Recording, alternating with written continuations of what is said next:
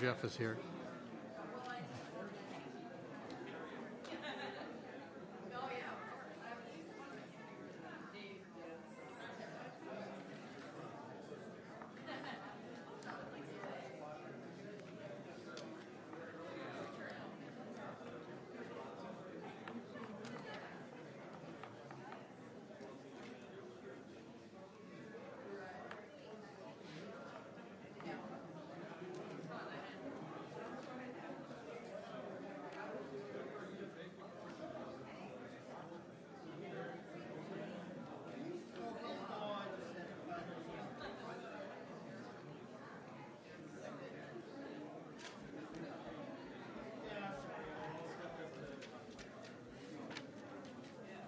Decent crowd, but again, considering we have 100,000 people in our city, it doesn't seem that big, but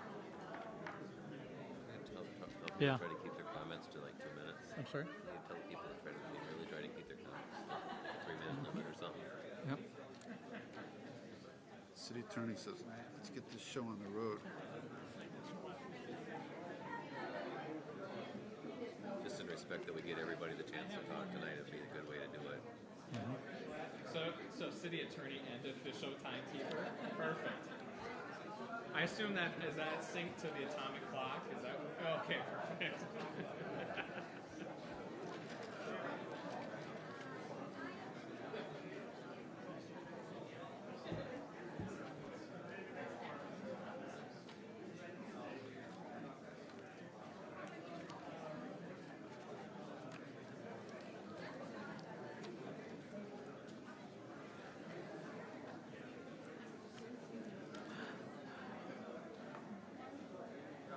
Gavel? What's that? You have a gavel? Yeah, I don't have to get. Oh, it is. Bang, bang, bang. Is this on? It is.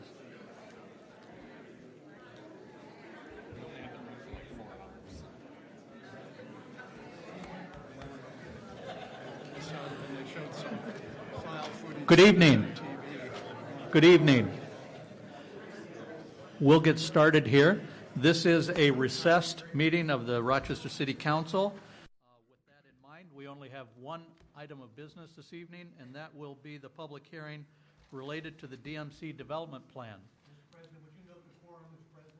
I will note as such that we do have a quorum this evening, so we may proceed. This is a public hearing, and just a couple of thoughts as we get started. We have a fair number of individuals in attendance, so all I would ask is when we open it up to the public hearing, please try to keep your comments brief and succinct so that we give everyone a chance to speak who wishes to speak this evening.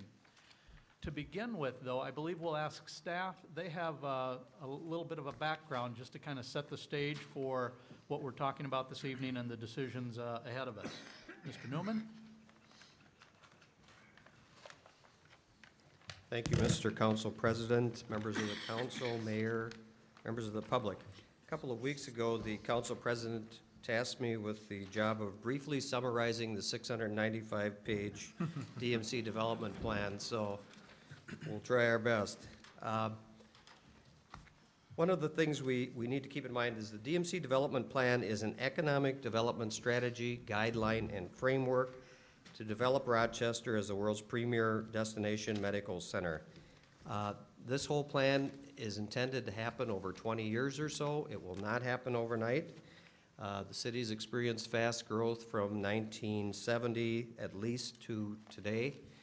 In that time, about 40,000 jobs were created. So this whole project will not be built in a short period of time, but it'll be done with progressive and thoughtful steps. This is the mission and goal statement that the DMCC board adopted. And as you can see, it's to develop Rochester, the world's premier destination health and wellness center, to attract people, jobs, and investment, and support the economic growth of Minnesota and its biosciences sector. This is also from the DMC board packet, and this states what the overall goals of the project are. The first is to create a comprehensive strategic plan, leverage the public investment to attract more than $5 billion in investment to Rochester and the region, create 35,000 to 45,000 new jobs, generate $7.5 to $8 billion in net new tax revenue, and achieve the highest quality patient, companion, visitor, employee experience. Very excellent goals and very beneficial to the state of Minnesota and the region. One of the questions the council asked the DMCC board and the DMCC EDA was to indicate what they viewed the approval of the plan is and what it is not. And these are things we had discussed and also had agreed with. Approval of the plan, they have to have findings that meet the requirements of the legislative language. The plan is a framework. It's also establishment of the development district boundaries. Those will come, I'll show you a drawing of that later. It supports economic development efforts. They do also include in the plan evaluation criteria for future projects, and that is an item that's specifically adopted. And it's a funding and infrastructure plan outline as well. What it is not, it's not a block-by-block land use plan change. Some people see the things on the plan and think, you know, my property is somehow changing its zoning by virtue of adopting this plan. That is not happening with this plan at this time. It's not a commitment of funding for any specific project at this time. Those will all come individually for approval of the DMCC board and also of the mayor and council. It's not an appropriation of any city funds at this point, and it's not an obligation to enact a specific tax. The mayor and council can enact that whatever funding source they prefer. They can do that tonight after this hearing, or they can do it at a later date. That is their call. This is the drawing of the DMC boundary that the DMCC board has looked at and approved. The key thing, you know, it's concentrated in the downtown and the St. Mary's corridor, as it would be for a destination medical health center. One of the key things is the last statement on this. Modifying the boundaries of the district will need to be considered in the future to coincide with future infrastructure projects.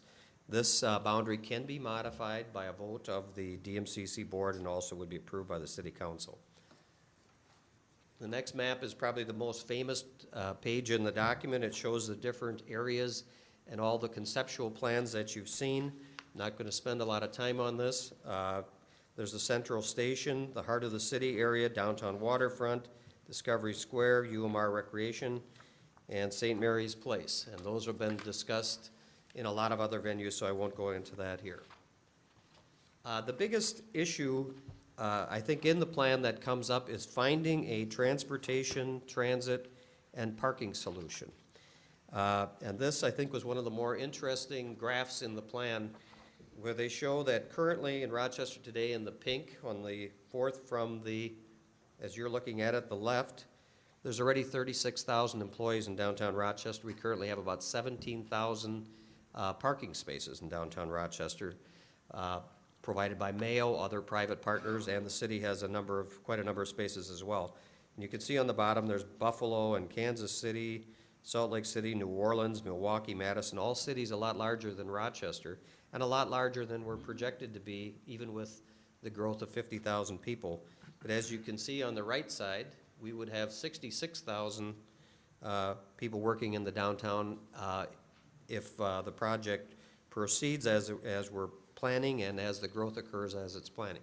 So they have to find a solution to how do we bring people downtown and where do we park them. The next slide, I think, is another interesting one from the plan. The task is to, how can you fit 30 to 35,000 net new employees with a road capacity of about 16,000 vehicles? So that's a big job. In the plan, what the consultants have indicated is, and we've discussed this a bit before in the Rochester Downtown Master Plan, there needs to be a mode shift that we would hope would occur over time. On the top, you'll see in the circle, currently 12% of the cars coming downtown have carpools. There's 7% coming from walking and bikes, 10% transit, and 71% coming from motor vehicles. And in order to accommodate 33,000 employees and without creating the whole downtown as one large parking ramp, the hope is to change that to 30% coming from transit, 13% from walk and bike, 14% carpool, and dropping the 71% motor vehicle down to 43%.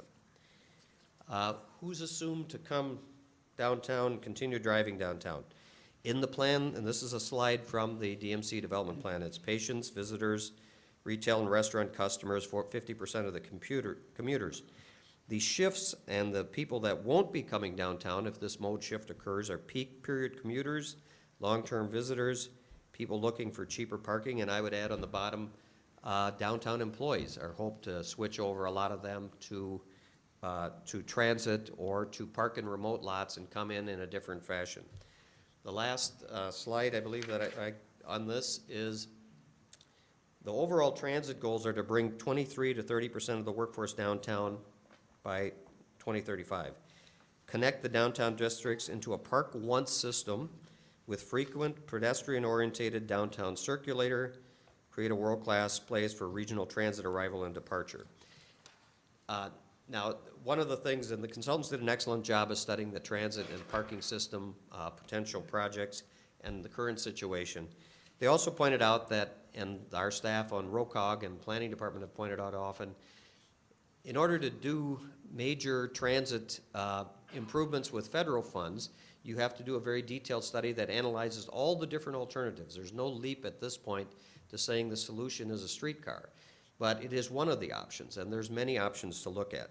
But it goes through a fairly long federal planning process, and that's what's shown on this slide, that it takes 1 to 2 years in project planning and development.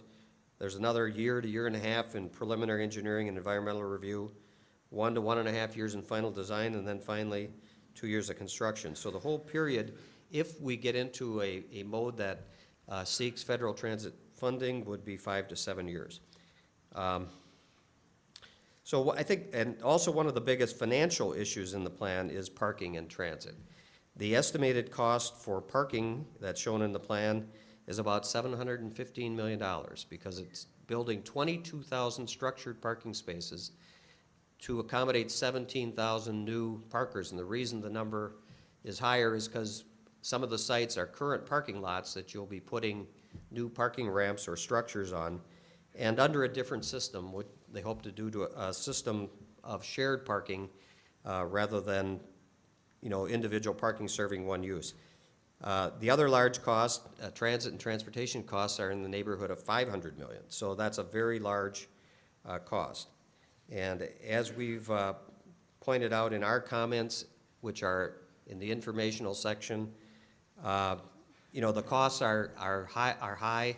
Some of the revenue streams that they showed in the plan we think are overestimated, and we've commented that as a result the DMCC board and the council will have to carefully prioritize where they're going to put the funding, because it's not likely to be quite as robust as was shown in some of the financial sections of the plan. We'll get into some of the financing of the project. This is an overall look. Under the DMC funding model, the hope is to get about $5.6 billion in new investment by Mayo and other private partners, combined with $585 million in public investment to make the city a destination medical center. And that's over a 20-year period, as I've mentioned before. And they show some numbers there for Mayo and private investment as well. The public side of the funding is $585 million, of which $455 million is come from a source called General State Infrastructure Aid, of which $327 million comes from the state, $128 million is to be provided by the city. There's an additional $116 million in transit funding, of which a number possibly approximating $47 million would come from the county, and they already have a funding source for that. They enacted a 0.25% sales tax to provide their share. Let's go to the next one. This again, these slides also are summaries of some things in the DMC development plan that the board has discussed. There's some strategic questions. Does the project support the vision and goals of the DMC? What are the strategic priorities for each phase? How much state and local funding is available to support the project? And are the operating and maintenance costs financially sustainable? And that's a major issue for the mayor and council. They want to make sure that we have a plan to carry these things forward into the future without fiscal constraints. Some of the priorities that were identified in the DMC development plan and also were discussed by the board at one of their recent meetings was the desire to create a catalyst in the city center, the heart of the city area. One possible project that might do that is the Chateau Theater that has been already discussed in the community. A second priority was to drive investment in biotech biomedical technology sector, Discovery Square. And this has been a growing priority already for Mayo and their Mayo Medical Ventures Group. It's been a priority of the city and a priority of Ready and the community now for a number of years, and I think great progress has been made on that, but there's a lot more progress that can be made, and it's nice to see this as a priority of the DMCC board because that creates a lot of good jobs, which drives a lot of investment. Some early phase improvements, and then some detailed planning, strategic investments for phase 2 projects. And this, I think, refers mostly to some of the studies that are needed relating to the whole transportation solutions question. How do we park people? How do we get people downtown without bringing all the single occupant vehicles downtown? So with that, I'm going to move into some of the financial issues for the city. From the perspective of our office, adopting the DMC development plan also raises an expectation that we're going to have a way to fund the city share of $128 million, because without that, the state funds won't flow to Rochester, because it's basically a match. It's $1 from the city for every $2.55 from the state. So in order to get their $2.55, we have to have already put up our dollar. As I mentioned previously, the city's cost for the project is $128 million, but that will bring in $327 million in state funding. So from an infrastructure standpoint, that's a really good buy for the city, and certainly recognizes that the city will have these large obligations for infrastructure if we want to make this DMC successful, and the state is a partner in that. The maximum general state infrastructure aid is $30 million a year, which would require a match of $11.76 million. Currently, the DMC plan doesn't show that. It's a very constrained and conservative financial plan, which we think is a good way to project things out. It shows a contribution from the city of $3.1 million annually for the first 5 years. Phase 1, $7 million annually for the next 5, $10.8 million for phase 3, and $4.2 million for phase 4. The sources, the legislature and the governor, in saying you have this cost of $128 million, decided to give the city a lot of options to pay its cost and to get this project moving forward. One was a lodging tax increase. As I've mentioned here, that could bring in $1 million a year. The issue with the lodging tax is that it was increased just a few years ago, 2013, from 4% to 7%, and that extra 3% funds the expansion of the Mayo Civic Center. And that was something that basically even a lot of the hoteliers and the RCVB came to the council and said, we will support that if we can get the Mayo Civic Center expansion. But at this point, that tax is tied with Bloomington's lodging tax as the highest in the state, so that would be a concern going up with that tax. A food and beverage tax would raise about $2 million annually, which would be about $40 million over 20 years, would equal state match of $102 million in 20 years. There was a food and beverage tax at one point proposed and approved for the Mayo Civic Center expansion, but it had a lot of different sectors in the community weren't too pleased with the food and beverage tax as a source of that project. So we switched from that to the lodging tax. There's an admission tax allowed that would not raise significant revenues. It would be much less than the lodging tax, so we didn't provide a projection of that. The law also provides that the city can get credit for tax increment financing or tax abatement assistance to developers or parking revenues that we use to build a parking ramp. And if we get credit for those, that would have to be approved by the DMCC board. That would reduce the $128 million cost by the amount of credit that we receive. The two main sources that have been discussed to fund the city share has been, can we extend the current 0.5 half a cent city sales tax? That's one of the options that the legislature provided. But we currently have $139.5 million in projects that we're funding with that funding source, so there's not a lot of annual funding left out of that source of funding for a long time.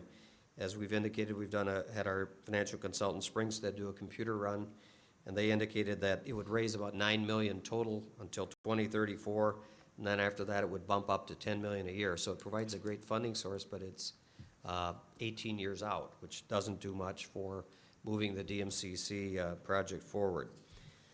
And the final funding source, and the one that we feel is the most feasible from our office's standpoint, is a rate increase of a quarter of a cent on the local sales tax. It would provide $5 million annually. That would be equal to $12.75 million in matching funds from the state annually, $255 million over 20 years. We currently, our sales tax generally grows by about 2.5% a year. That would increase it conceivably, if those growth rates persist, to $6.5 million in 2025 and $8 million in 2035. It would provide a good funding source for Phase 1, which shows a cost of $3.1 million a year. We'd be a bit ahead of that. And for Phase 2, in which it's $7 million a year, because, you know, the funds would kind of match up. We do believe this would be the best funding source. The next slide just shows kind of where the numbers came from. Right in the middle, it shows city average aid. This is a slide from the DMC plan. I don't think we need to dwell on that one. Next one. We decided we'd just throw it on a graph, and it gets kind of confusing to show what the different funding sources would do. On the left side is millions, and on the bottom, the horizontal, are the years. And the first blue line on the bottom is if we extended the existing city sales tax. As you can see, it would be, you know, several $100,000 a year for 20 years, and then it would bump up to $10 million a year in 2034. So that's a good funding source, but it's a long way out. The red line is the lodging tax that would bring in about $1 million a year. We didn't project any growth in those at this point. They all would grow about at 2.5% a year. The green line, as a food and beverage tax, would bring in about $2 million a year. And then the purple line, I'll go to that next, that's the new quarter-cent sales tax, would bring in about $5 million a year. We've also superimposed on there the funding that's shown in the DMC plan. And the Phase 1 amount is $3.1 million. The Phase 2 amount is $7 million. The Phase 3 amount is $10.8 million. And then it drops down to $4.2 million in Phase 4. So we also projected, just showing our historic growth in the sales tax of 2.5%. In the orange color, I call it gold. Brent, who helped do this, he calls it a different color. So, but showing 2.5% growth on there, it would show the tax going to $6.5 million in 2025 and $8 million in 2035. And basically, those numbers would about match up with the excess in the Phase 1 and Phase 4 years would basically make up for the gap in Phase 2 and Phase 3. So our funding recommendation is that if we really want to get the DMC off to a good start, that we think the quarter-cent sales tax rate increase is the best way to do that. As we mentioned previously, it would equal a match annually of $2.75 million in state funding, which would give us $17.25 million annually to work with.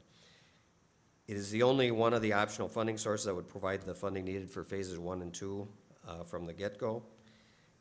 We do believe that the city, in adopting the plan, if we believe in the plan, we should adopt a reasonable local matching source so that we can move the project forward. And so that is our funding recommendation. I've got one last slide. So I've gotten through 693 pages, and this is the last one. What are the next steps? Because I do think some of this shows some of the procedural things that people aren't aware of. So on the top line, if the council approves the DMCC plan, which they'll have to do in March, and they can do it tonight, which we would encourage them to do. And if they adopt a resolution regarding the approval of the plan, that would be in March. They could also adopt the funding source if they want to at any time in March, or they could do that later. The DMCC's public hearing on the development plan is scheduled for April 23rd at 5:30 p.m. in the Mayo Civic Center. So then the next steps, after adoption of the plan, it's actually adoption, they adopt the plan, the city approves the plan. The next process would be that we need to develop a budget, an annual budget and a capital improvements plan for the DMCC for 2016. And that will take work by the DMC EDA, the DMCC board, the city staff, and the mayor and council. We'll have to collectively try and figure out what are the top projects to proceed with and put that into the budget for 2016.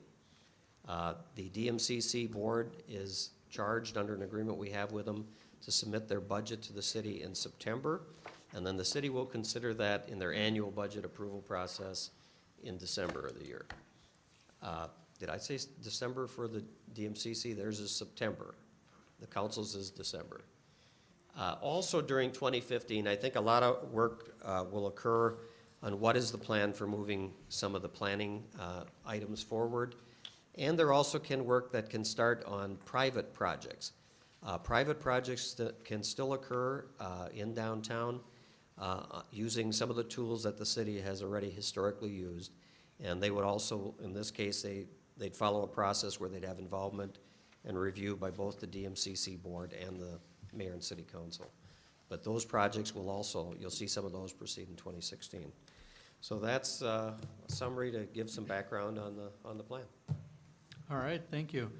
The council at our meeting earlier this afternoon had a chance to see much of this presentation, and of course, we previewed it prior to this evening, so we've had our chance to ask a number of questions. But with that in mind, were there any other questions from the council for Mr. Newman or staff related to what's been presented in the preview before we get into the public hearing? Will there be somebody here answering questions also on behalf of DMCC staff or EDA staff? I believe so, Okay. yes. My preference, I sent out a list of questions earlier, but I'll probably just hold on to them until the public's had a chance to weigh in. All right, thank you. Anything else? Hearing no comments, then we will go ahead and open the public hearing. And again, just to be respectful of everyone's time and to give everyone a chance to speak, who chooses to speak, I would just ask that you approach, to the microphone, give your name, and then please go ahead with your comments, but please try to keep them brief and succinct, and we'll move through this. So, who would like to go first? Yes, sir. You might mention queuing up too. Should be on already. Okay. Is it? Yeah. I'm Dr. Richard Geyer. I'm chairman of the Olmsted County Public Health Services Advisory Board. In your packet, you have a letter from our board, and I'm not going to read it, but I'd like to make a few comments. First, the DMC plan addresses a small part of the city.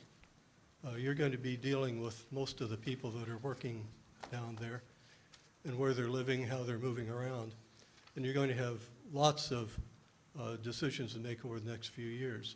It's important to remember that virtually every decision you make is going to have public health implications, whether it's environmental or on healthy lifestyles or other factors of health.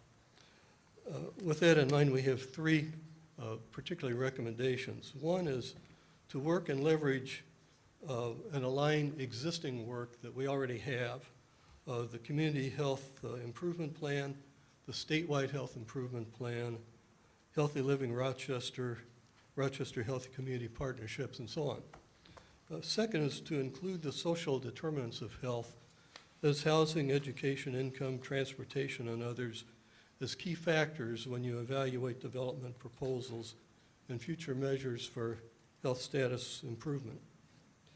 And finally, to incorporate effective community engagement strategies such as the use of health impact assessments for key future development processes.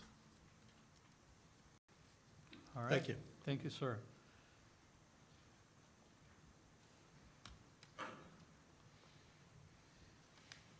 Hi, I'm Barry Skolnick. I have several things I'd like to say. First, I just want to say that in general, I like the DMC plan, and I especially like the area by Discovery Square and the area by the river. However, that said, there are certain areas where I feel the concepts that are presented in the plan need to be expanded on.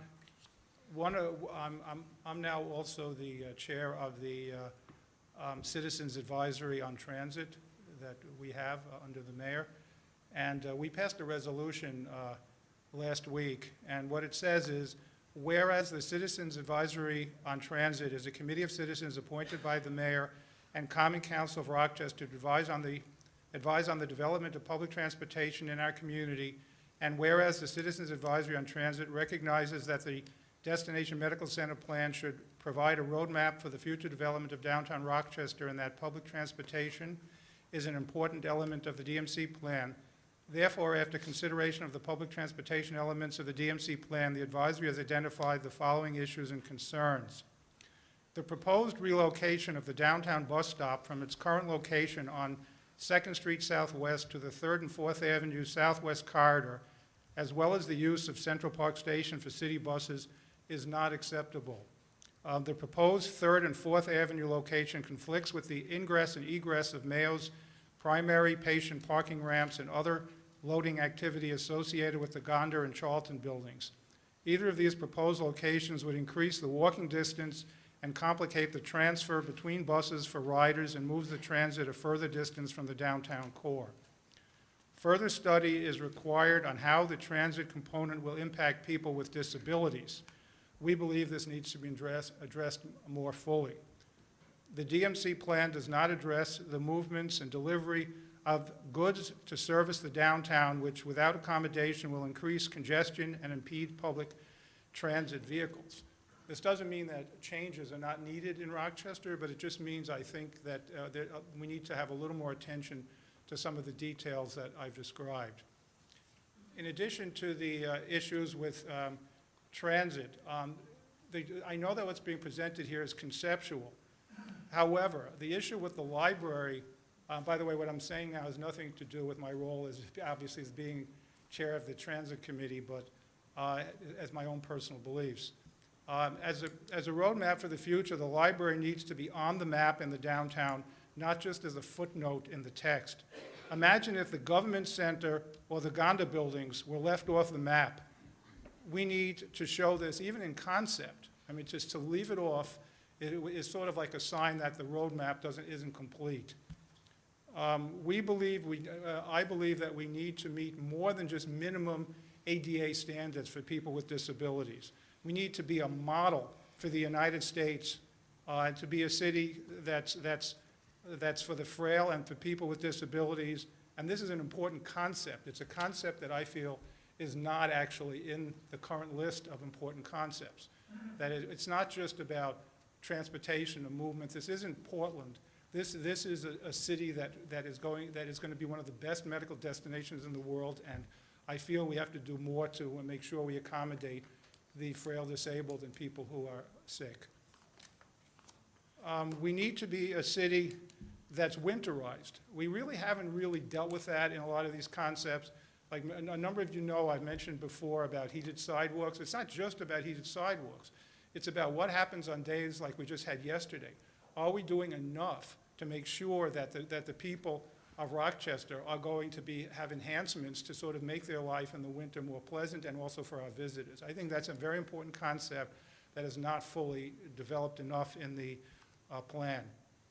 And I just want to emphasize that, on transit, I just want to make sure that everyone knows that it's not just removing the traffic barriers on 2nd Street. It's also, will the end result be better for people in terms of transfers and in terms of getting from point A to point B?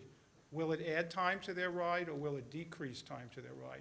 To me, those are very important things. I think some of our concepts need to be enhanced, and that's what I'm urging you to do today, or if not today, then shortly thereafter. Thank you very much. All right, thank you. Who would like to speak next? All right. Maybe cue Oh, we'll have to line up with the mic.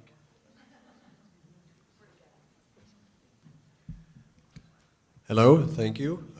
My name is Edward Cohen. I serve as the chair of the Rochester Energy Commission. And I have a brief one-page list of comments that I'd like to have read into the record. They reflect, at this point, the comments of both the chair, myself, and the vice chair, Ray Schmitz, who could not be here this evening. They are consistent with the role of the Energy Commission, but time did not allow a full vote on the submission of this before this evening's meeting. And I have with me Anna Ritchie, a fellow commission member, who will read them to you.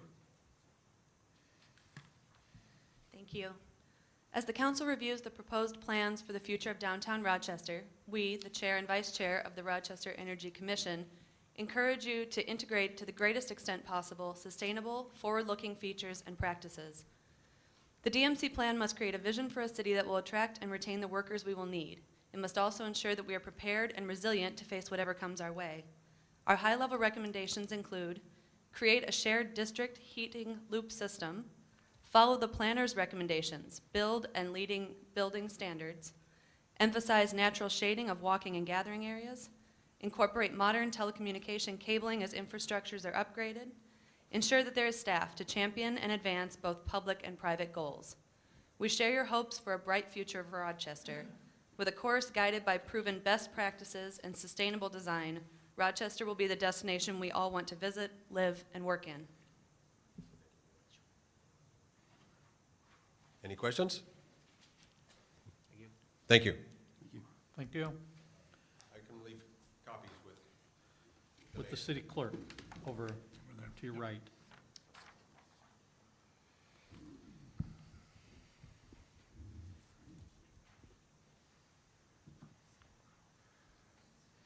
My name is Richard Olin. I'm from Shoreview, Minnesota, and people have asked me, why do I care about Rochester? I see Rochester as a great place to try a new elevated transit system. I see that the transit system that's been recommended by the council, the Nelson Nygaard people, who are the recommendations of about 153 pages of the 700 pages in the middle, all of which I've read and made comments to the DMC, seem to ignore the fact that putting streetcars down 2nd Street and 3rd and 1st Avenues is only going to increase congestion. I visited one of the sites that the DMC board members visited in Indianapolis, where 3 hospitals got together and created in 2 years from concept to completion an elevated transit system that is paid for by the hospitals in the city, both in construction and operating and maintenance costs, and people ride it free. It's been operating for 10 years with no accidents. If a surface system were put into the plan as the consultants recommended, it would have 30 stoplights in the intersection of a 5-mile loop to have to contend with, not to mention the fact that if you look outside and see how do people get to a streetcar in the middle of the street, they're going to have to vault over a big mound of snow. I think the consultants have missed the boat on the differences between Rochester and the other cities that they've proposed in both the things that Barry mentioned about the disabilities and also the weather. And I recommend to the council that they seriously consider an elevated system as opposed to the streetcar system that the consultants recommended. Thank you for your time. All right. Questions? Thank you. All right. Thank you.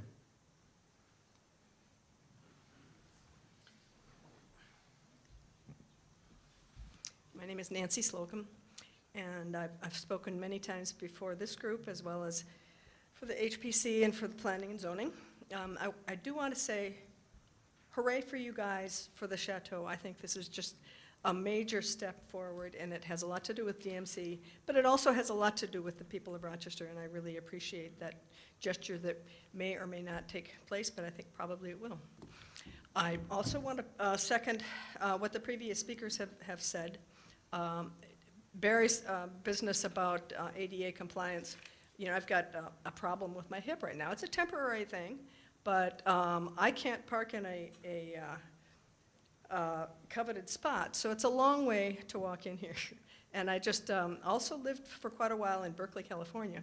It was, in the 70s, a mecca for lots of things, but one of the things it was a mecca for was wheelchairs. And there were a lot of Vietnam veterans, and it was a place that one could be as riding a wheelchair, being on crutches or whatever, where they were very friendly to the people that came in that way. And there were lots of organizations set up for that as well. I would really like to see Rochester go in that direction. My same old bandwagon about heritage preservation. I was a little bit upset when Destination Medical Center was named that. Destination Medical Community made so much more sense to me, and it was much softer and more real. The Heritage Preservation Commission has come forward and has its ordinance and has all the things that it's trying to do, and the people were hired for the 106 group. They're a very professional group. Within your DMC plan, it says that it fully supports everything that the 106 plan said. And I believe that the HPC will likely do the same. And we have spoken a number of times about some things that were lacking about the historic context. And also, that plan just happened to skip all of Historic 3rd and the section of the 300 block of South Broadway, one of whose buildings says 1856, like right on the top, and it was mistakenly identified as, I don't remember, 1890 or something like that. I think that we've spoken up enough times that, and I would have hoped that there might be some changes somewhere, or some acknowledgement, from somebody somewhere, that there was something to look at. And we're going to continue working. We've been reviewing properties and, trying to get something. We'll have something, for you all as soon as we can get it together. But I would hope that this plan, as you know, as you say, is a conceptual plan. But I would hope that some of the things that we in the audience would like to include, could be considered. But thanks especially for the chateau. Thank you. All right, thank you. I wanted to know what else Berkeley was famous for, but I guess we'll have to wait. All right, yes, sir.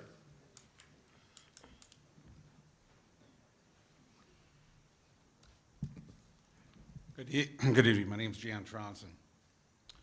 I guess I want to speak tonight before the board on the questions, concerns, and issues on the DMC. We as taxpayers of Rochester and Homestead County are asked to see this great vision of DMC. With that in the news, you as a council, Homestead County Board, and the DMC Board said you were going to be open and transparent. The issue of the February 26th meeting, the DMC chair at that meeting was going to deny any public speaking at that meeting. It was only after some people stood up that she said she would allow 2 people to speak. She allowed 2 people to speak, and then she closed it. That's not transparency, and that's not accountability. That's control. Her answer was that because the trolley ride took so much time, we didn't have time for public comment. That's wrong.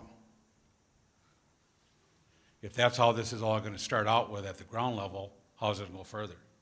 These are the same people, when you talk about $1 million project, that controlled MNsure. If you read the paper tonight, they move very quickly on MNsure. Millions of dollars in MNsure, and it's a busted program. Is that what's going to happen to DMC? Is that we're going to move so quickly and put all these numbers up on the board to have these ideas of grandeur and not work out? I attended the planning and zoning meeting, and questions were asked. The questions were asked about eminent domain. On their map and their process, they show that the Miracle Mile is a parking ramp and the structure for this trolley system, whatever, repair site. I guess the people at Miracle Mile don't know that maybe they're not going to be a business. The question was asked, what about this? Is eminent domain going to be used? Are you clearing out the Miracle Mile? We asked about the roads. The road was coming right through this structure here. Planning and zoning said they didn't know anything about it. The gentleman walked up to the map and said, look at your map. They had no answers. I asked them the question, and they're doing this. Again, I'm going to bring up Elk Run. Elk Run, 10 miles north of the city, a gentleman come in. They had all the ideas of grandeur up on the screen. $1 million investors. 6 years later, we have a bridge to nowhere at a cost of $34 million to the taxpayer. And still today, there's nothing on that site. But there again, they had the cities, they had all these ideas of grandeur. They moved quickly on it. The city of Pine Island jumped right on board with it and almost went bankrupt if the state wouldn't have bailed them out.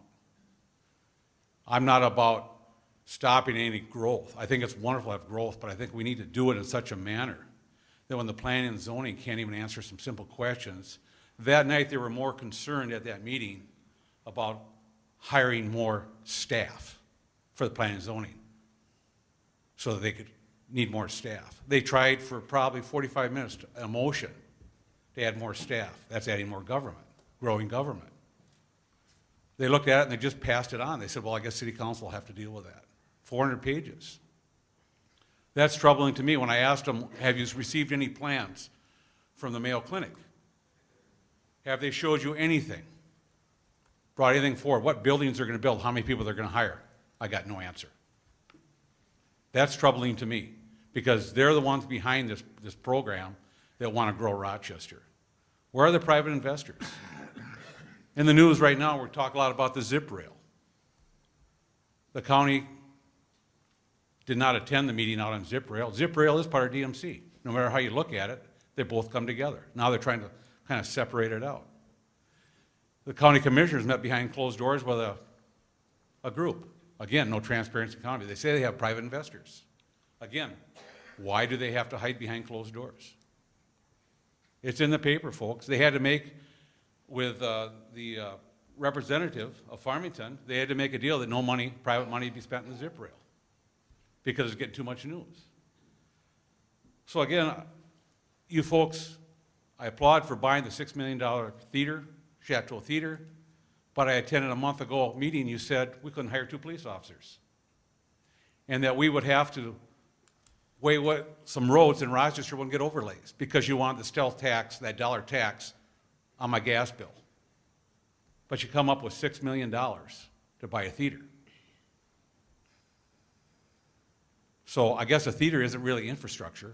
I'm glad that the Chateau is saved, but it's amazing how before the council you say you have no money, but we borrow the money out of the rainy day funds and hope that the DMC project will give us that money back if you can incorporate it. I don't know how a building is power, electricity, and roads.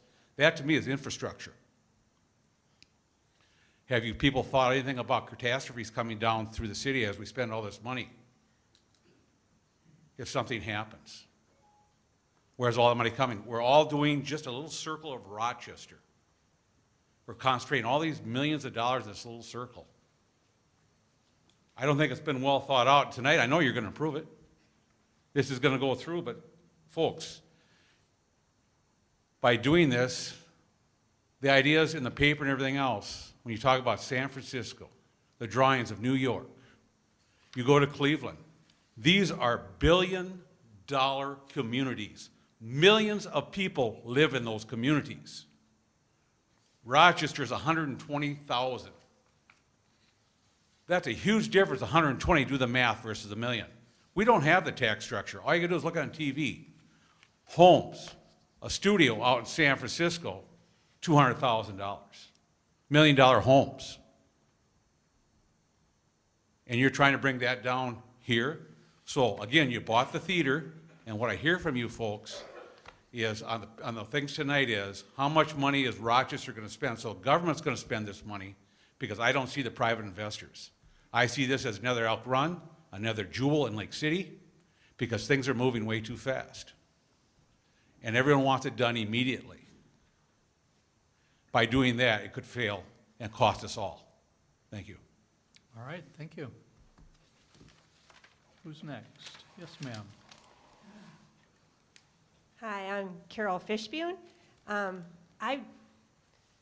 I don't keep up with a lot, but I did look at the plan when it was in the Post Bulletin a couple weeks ago, and I was just devastated that the library was going to move. I think we have a beautiful library. It's less than 20 years old. There's plans to build 2 more floors onto it. It's in a perfect location.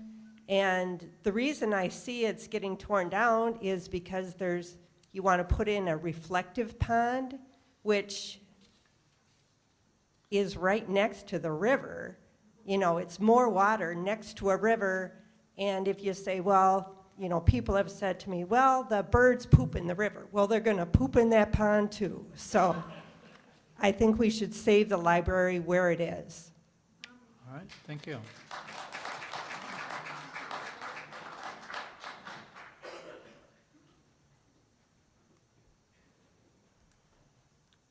long as they mention taxes, I will too. I just got gas today. It was $2.39 a gallon here in Rochester when it was on the news. Everybody else is paying $1.81. Do we need to pay more taxes? No. Third Avenue, one of the through streets, they want to eliminate it. We need a through street from north to south. Broadway is a U.S. highway. They want to make that 2-lane when traffic is already bad there. From Lake City going south into Iowa and from Iowa north. We don't need to eliminate our main roads. We need to keep our main roads.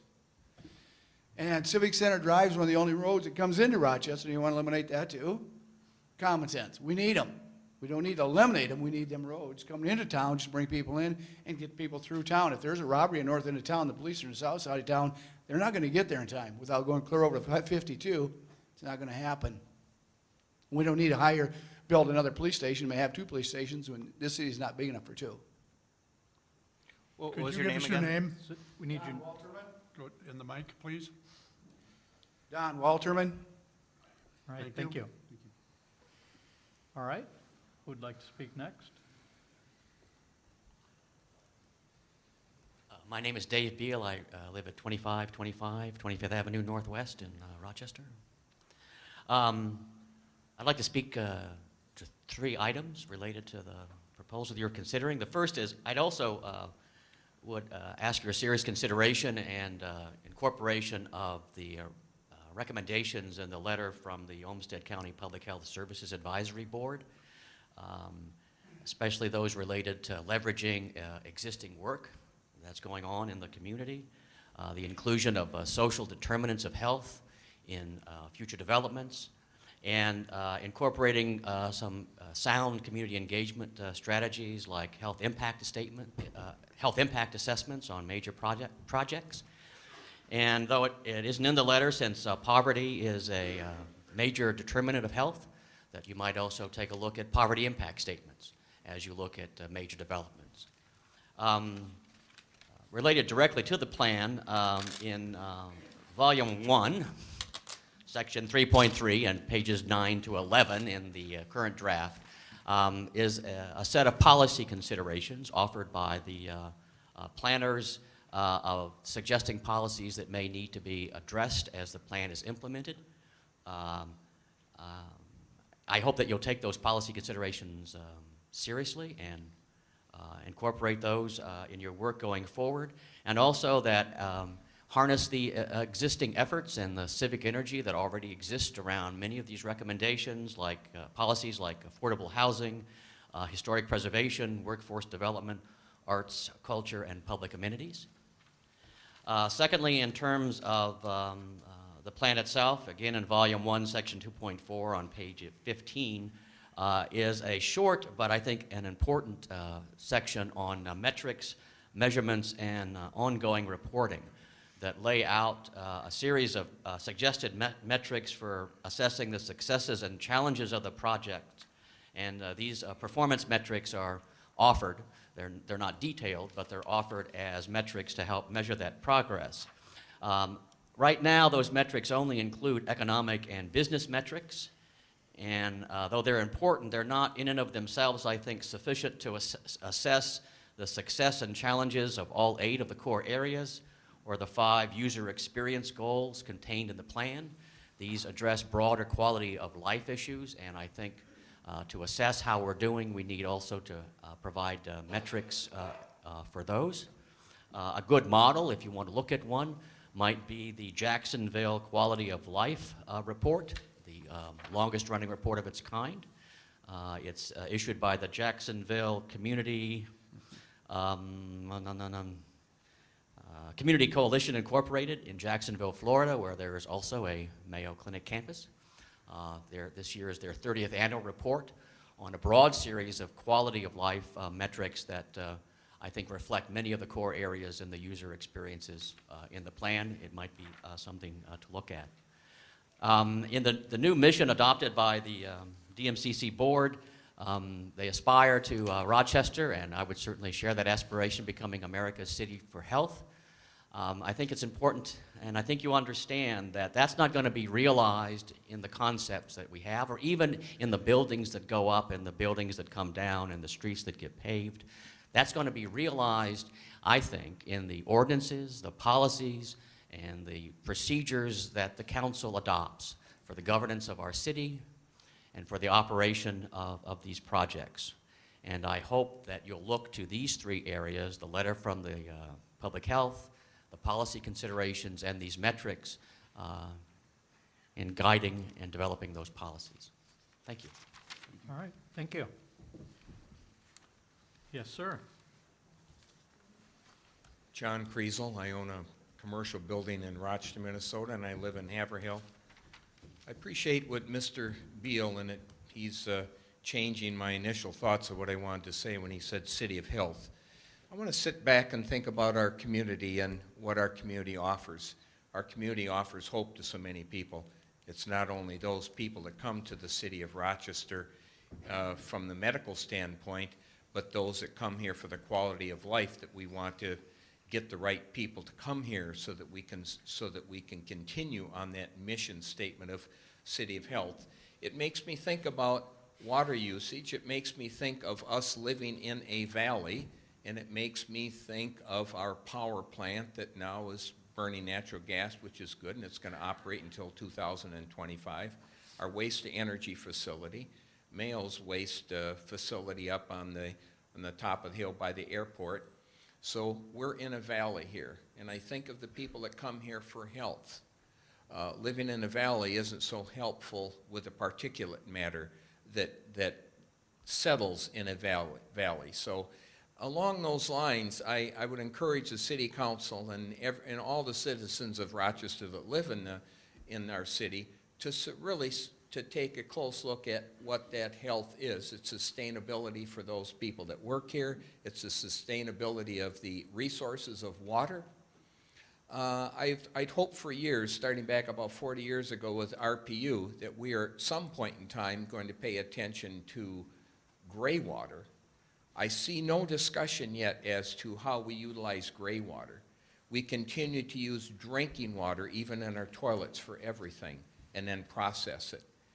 Not everyone can live upstream, so we need to pay extreme attention to that water that we receive at the waste-to-energy and how we deal with it. I would like to see the highest standards in the state of Minnesota take place in the city of Rochester for the treatment of water, put a better expense on water so that we are better stewards of that water, so that we can be example, again, that city of health. City of hope, city of health. Barry mentioned ADA. If we're going to be this community of a wellness center, we want to go beyond any federal standards. We want to offer as much as we can in the area of ADA and sustainability. I appreciate Mr. Cohen was making the comments on sustainability, and that made me to think about the water. And I would encourage also the city of Rochester and any public-private financing package that you might offer a developer, that as a minimum we should try and be parallel with a LEED certified construction that takes place. We don't necessarily have to have the LEED certification, but there is no reason why we shouldn't have to be parallel with what those LEED certification means and what those standards are. Especially, as I'd mentioned, if there's going to be TIF financing, if there's going to be abatement dollars offered, or grants. Let us be the leader in that area, because we will get the right people to come here if we offer that. I would also hope that, and I think not only the City Council has spoken, but the Mayo Clinic has spoken in realizing the importance of the Chateau Theater in moving forward, and let it be, hopefully, a public gathering place. I certainly hope that the purchase agreement is accepted and that we go forth and have that particular Chateau Theater continue to add enjoyment to those that'll come. I think if that takes place, and I thank all of you, the Mayo Clinic as well, with that $500,000 contribution, that would be a catalyst, an exciting thing to build around moving forth in this community. Thank you. Thank you. Yes, ma'am. Vertically challenged here. My name is Barb Vernig, and I live in Northwest Rochester.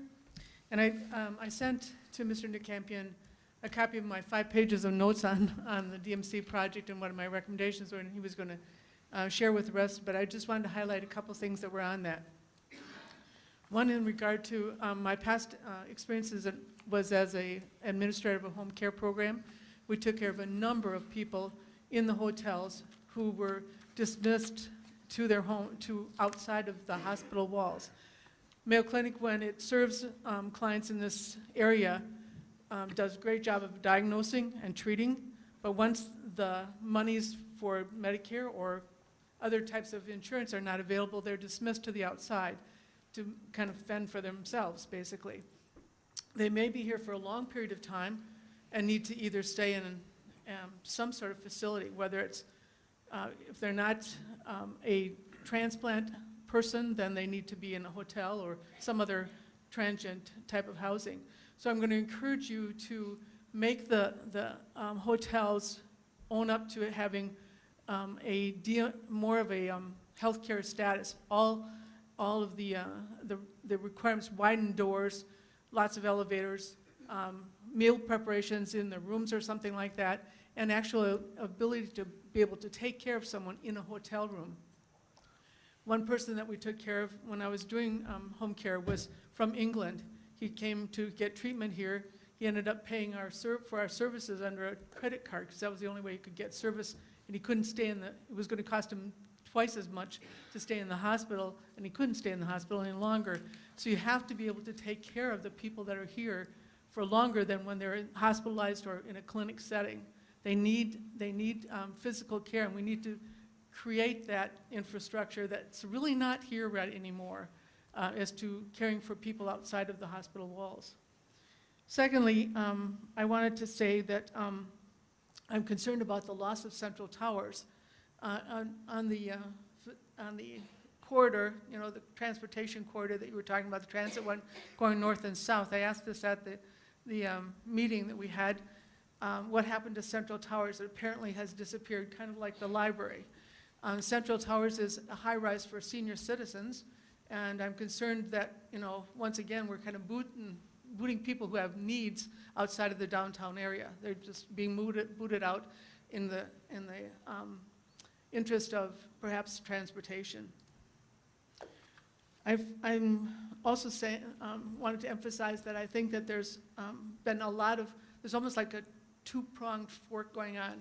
We have the DMC sort of things, but we also have a heavy emphasis on the entertainment and tourism more aspects. And sometimes I feel like that's kind of a horse with a bit in its mouth. It's taken off and we can't pull it back in to say, let's slow down because we have other issues that we have to take care of first. We have to deal with these sick people that are coming into town. We don't have to worry about whether or not they're going to come. They are going to come for treatment. That's not the problem. But I heard that statement made several times that, you know, we have to get people drawn into Rochester. Our problem really was that we had people coming, but we couldn't take care of them. We still have people coming. We need to be able to take care of them. And then finally, again, speaking about the library situation, I had to do some research, and I went down to the library and spent some time this winter for several afternoons looking up some things, and I was just observant of the people that were there, and a great number of them were people who were homeless, or they were ousted from their Dorothy Day house because you can't stay at Dorothy Day house in the day. You have to leave by 9 o'clock in the morning. You can't go back until 5 o'clock in the afternoon. What can people do? They have to have some place to go in these winters. So a good many of them were up there on the computers looking up jobs or playing computer games, but at least they were out of the cold. And I think it's a very valuable place to have a center where people can safely be with their children. Some of them had mothers with children, little children. They need to have a place to go, and we don't have access for that. We don't have some place that will take care of people in the winters here. So those are the main things I want to reemphasize to you. Be sure and make sure that hotels do all they can to accommodate ill people, including wheelchair accommodations and so forth. And secondly, we don't get rid of the library. We leave it where it is because it's in the downtown area. We moved the job center out to the technical college. It drops the accessibility for people who are looking for jobs because they can't always get out there. So we have some things that we've created that now are more problematic. Okay, any questions? All right. Thank you. Thank you.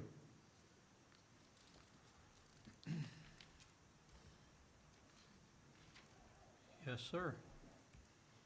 Good evening, council and staff. Gary Moline, 2115 Highway 14 East. If you would look to your left and the right of all you sitting up there in that city council and look across at the staff that we have and the proposal in front of you, Mr. Mayor, if you look down through all these people that are sitting here, there's what's called a legacy. What kind of a legacy do we as citizens of Rochester, Minnesota want to leave? Do we want to leave one with debt, which we've already done for my grandchildren and my children? I've got 2 children that were trained here at the Mayo Clinic. They're now physicians. One of them moved away because they couldn't afford to live here anymore. The other one is in question. I'm a beneficiary of the technology and all of the good things that Mayo Clinic has done going on 27 years. I would ask you staff, think about the legacy you're going to leave with my grandchildren and great-grandchildren and all these people sitting right here tonight. Are you going to strap us more debt? You're already talking about an increase again in taxes. Infrastructure, as far as I know from reading, is about building things that will support what the city is going to do. The sewage plant, the streets, the stormwater runoff, it goes on infinitum. Not even considering the care of the people. If you look what 2nd Street Southwest right now means to this city, you've got how many places that the citizens of this community and other communities that have come here for health care are supporting. The Ronald McDonald House, the Gift of Life House. You look around the whole community to the Hope House and all the places that are here. Who built those?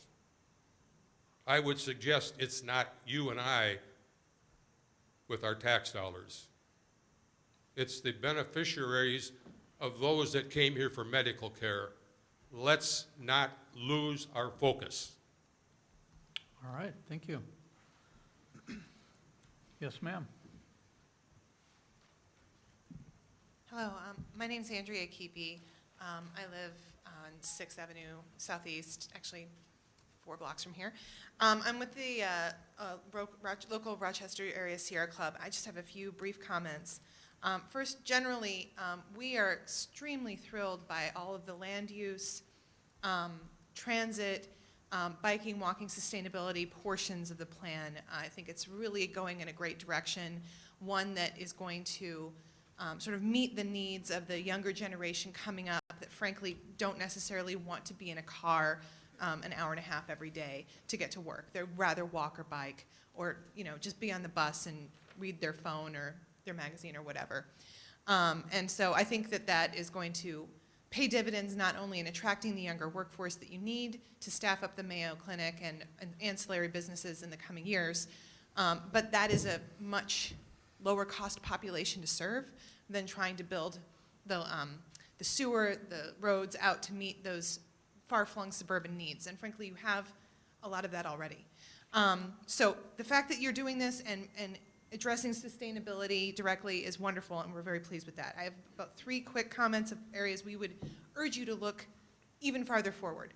One is that this plan calls for a commitment to sustainability and meeting climate goals. Well, that's great. But as it is so far in Rochester, we still get about, in the Mayo, the city itself still gets about 80% of its power from coal. And as several of the other commenters have spoken today, that has a very serious public health cost.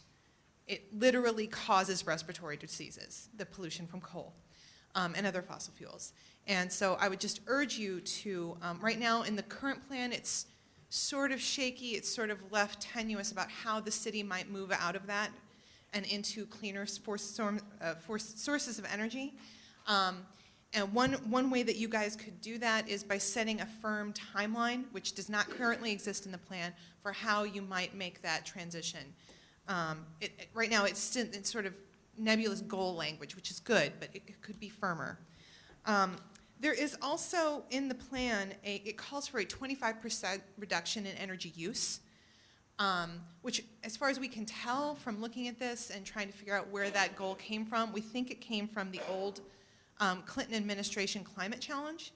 And so if you take that 25% reduction per use in energy per year up to 2030, that actually is a 1.3% conservation per year, which sounds good, except it's actually lower than our current state law. So it's actually setting a goal that is illegal to meet. So the current state law is 1.5%. I'm sure this is really just an oversight. It's someone who's writing this is not familiar with Minnesota statutes. So we would urge you to at least get up to the 1.5% that is state law, and to go beyond it. Our organization, in coalition with many other nonprofits and businesses, is at the state legislature this year demanding 2%. So I would urge you to go as far as you can, especially with the nature of the DMC, where you're going to be building a lot of new buildings. There's already a public commitment from the DMC planners that these buildings will be LEED certified. There's a chance to really just go forward with this and build these buildings that are going to be very inexpensive and easy on the earth to maintain. And I would urge you to just go as far as you possibly can. I was sort of talking to one of my friends recently, and I was like, it's funny because Rochester, it's like the really beautiful girl at the dance who has no idea she's beautiful. And it's like everybody wants to take her out for a dance, and she just doesn't know that she could sort of demand somebody other than the kind of schlub who's rude to her. And I would encourage you guys to hold out for the really polite guy who treats you well and is going to take you out to the really nice meal, okay? I don't think you're going to have any problem attracting businesses or workers to this town. You don't have to sell yourself short. You can demand the best, and you can demand the things that are going to set you up well for the coming decades and the changes that are going to come. I guess the final thing I would just say to kind of wrap this up is that it is possible to be ambitious.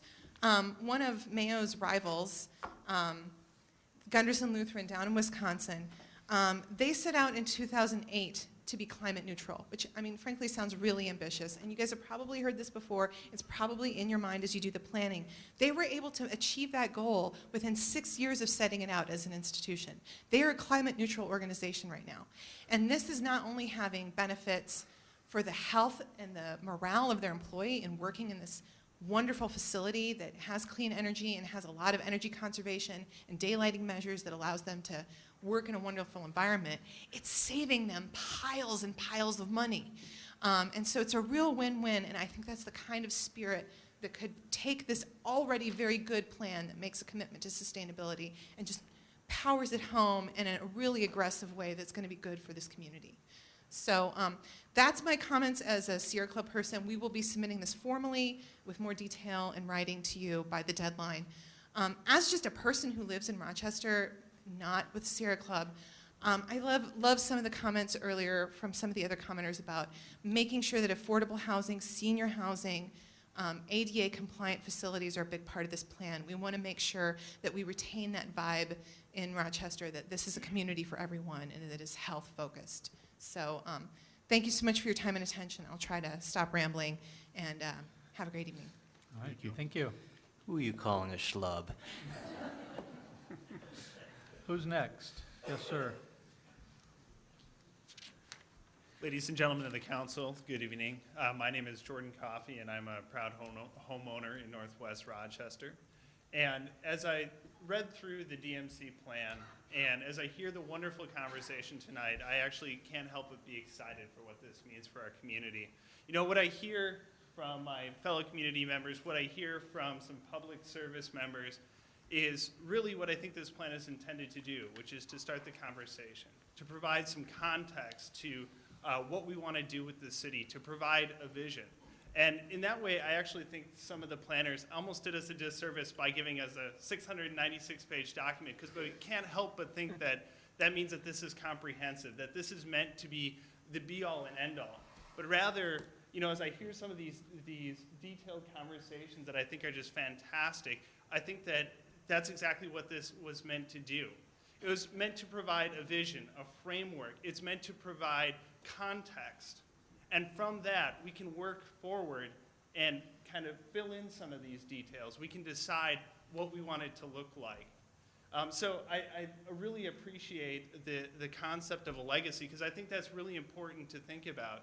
Is, you know, as we think about the next 30 years and what this city could be, what is the alternative to at least a vision like DMC provides?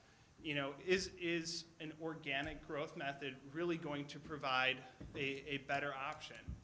If we don't consider how we approach the growth of the city, which is inevitable, is that going to come to a better result than at least having an idea of how we can approach this in a mindful and strategic fashion? So, you know, as we think about whether or not we want to approve, or whether you want to approve the DMC plan tonight as a council, you know, I encourage you to really consider what is the goal of the plan. It's not necessarily to provide every single detail, but to start those conversations and continue this forward in a meaningful way. So, thank you. All right, thank you. Who would like to speak next? Yes, ma'am.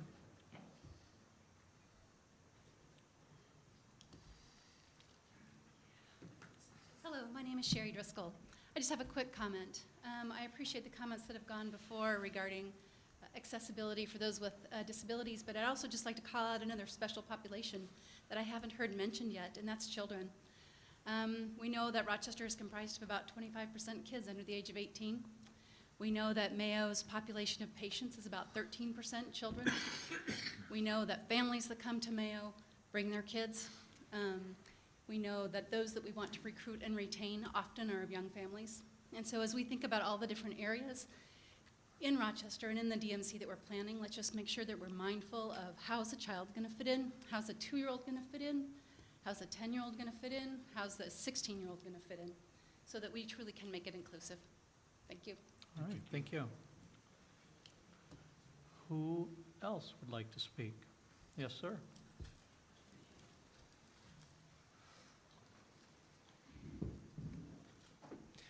Bill Oswald from Northwest Rochester. First off, I would like to thank Mr. Newman. His summary here this evening was absolutely fantastic in understanding the plan. It would have saved me reading 32 pages out of the Post Bulletin. I would like to actually echo some comments that I believe Mr. Skolnick made. And the plans that have been published and that I've seen, I would really like to encourage the council to think about them in a year-round fashion. Biking, walking, I'm very much in favor of a walkable community, but let's face it, we live in Minnesota. We have winters we have to deal with. So with our transportation plan, let's make sure that when the weather's really bad and people aren't able to bike and aren't able to walk, that transportation plan can actually handle that influx. Recently, in a personal note, I've taken a new job. I was in Washington, D.C. during one of the snowstorms. And what happens with their metro, which most days works absolutely great, the snow hits and it's a mess. So something to think about and be concerned with. Otherwise, I think there's a lot of great ideas here. Let's just make sure they work year-round. Thank you. All right, thank you. Who else would like to speak?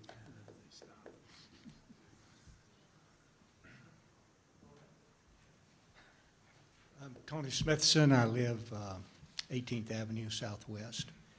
I'm concerned about the process. The consultant from New York continually talked about concepts that existed in other cities and other parts of the world, none of which had the climate or the background that we have here in Rochester. Mr. Cavalucci's plant, every time I look at one of the drawings, I can't identify a building that I know other than the Mayo Clinic buildings.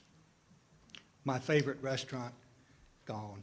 It used to be the Broad Street Cafe. It's not on the plan. There's a hotel there now.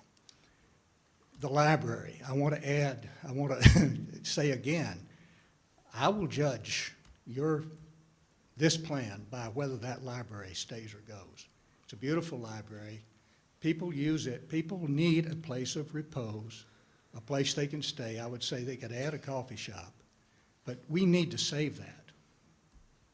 If you let that go, if you put a pond there, that's absurd. It's absurd. Okay. I think the plan is sketched out with lots of steps, rearranging where people get off at St. Mary's Hospital. I think all of that should be looked at again.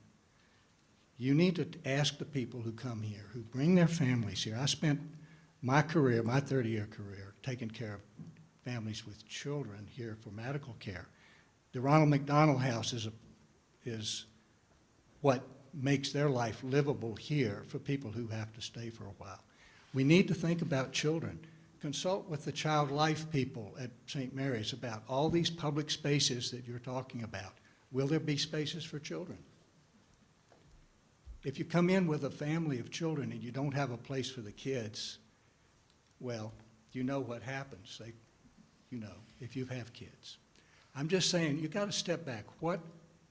Who are we building this for? And we need to talk to those people and talk to people who take care of those people. Thank you.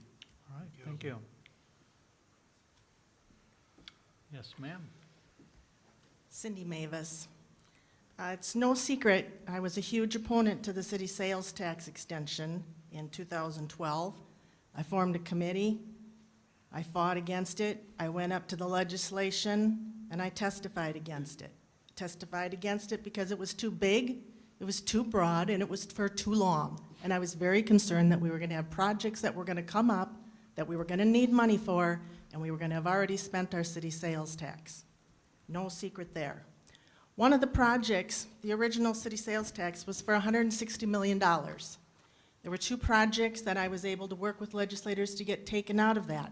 One of them was the library addition.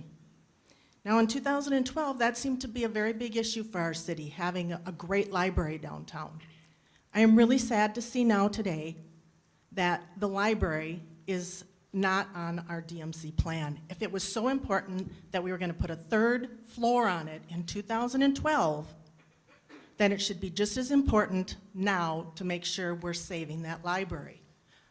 I don't come downtown for very many things. I can get everything I need in Rochester without coming downtown, except for the library, which I often come to, maybe the government center, and Michael's, which is gone. That library needs to stay. Another thing about the half-cent sales tax. This is the one thing I would ask the city council. They gave you, the legislation gave you the right to assess however you wanted to, these different forms to raise your money for DMC. Now that wasn't something we had a say in at the time.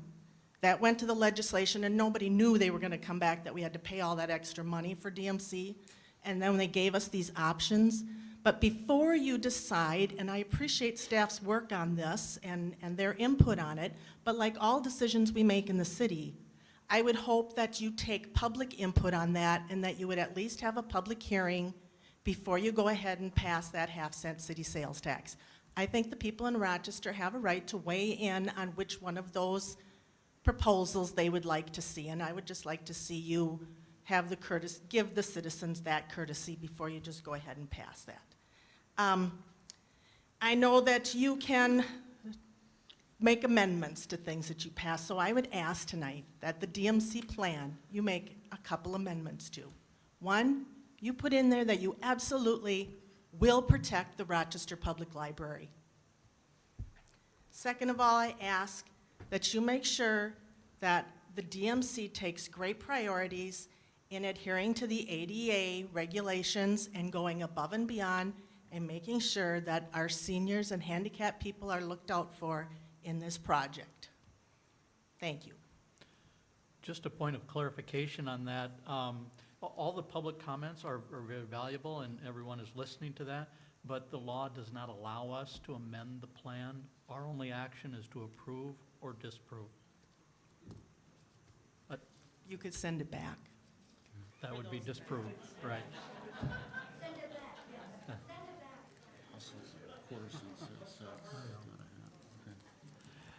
Yes, sir. Council and staff, my name is Michael Schwain. I live in Northeast Rochester. I live in Mr. Hickey's ward. I just haven't had a chance to talk to you yet, Mark, so sorry about that. I live about a mile from downtown, and I've walked to and through downtown many times. I've biked to and through downtown, and I've also, driven downtown.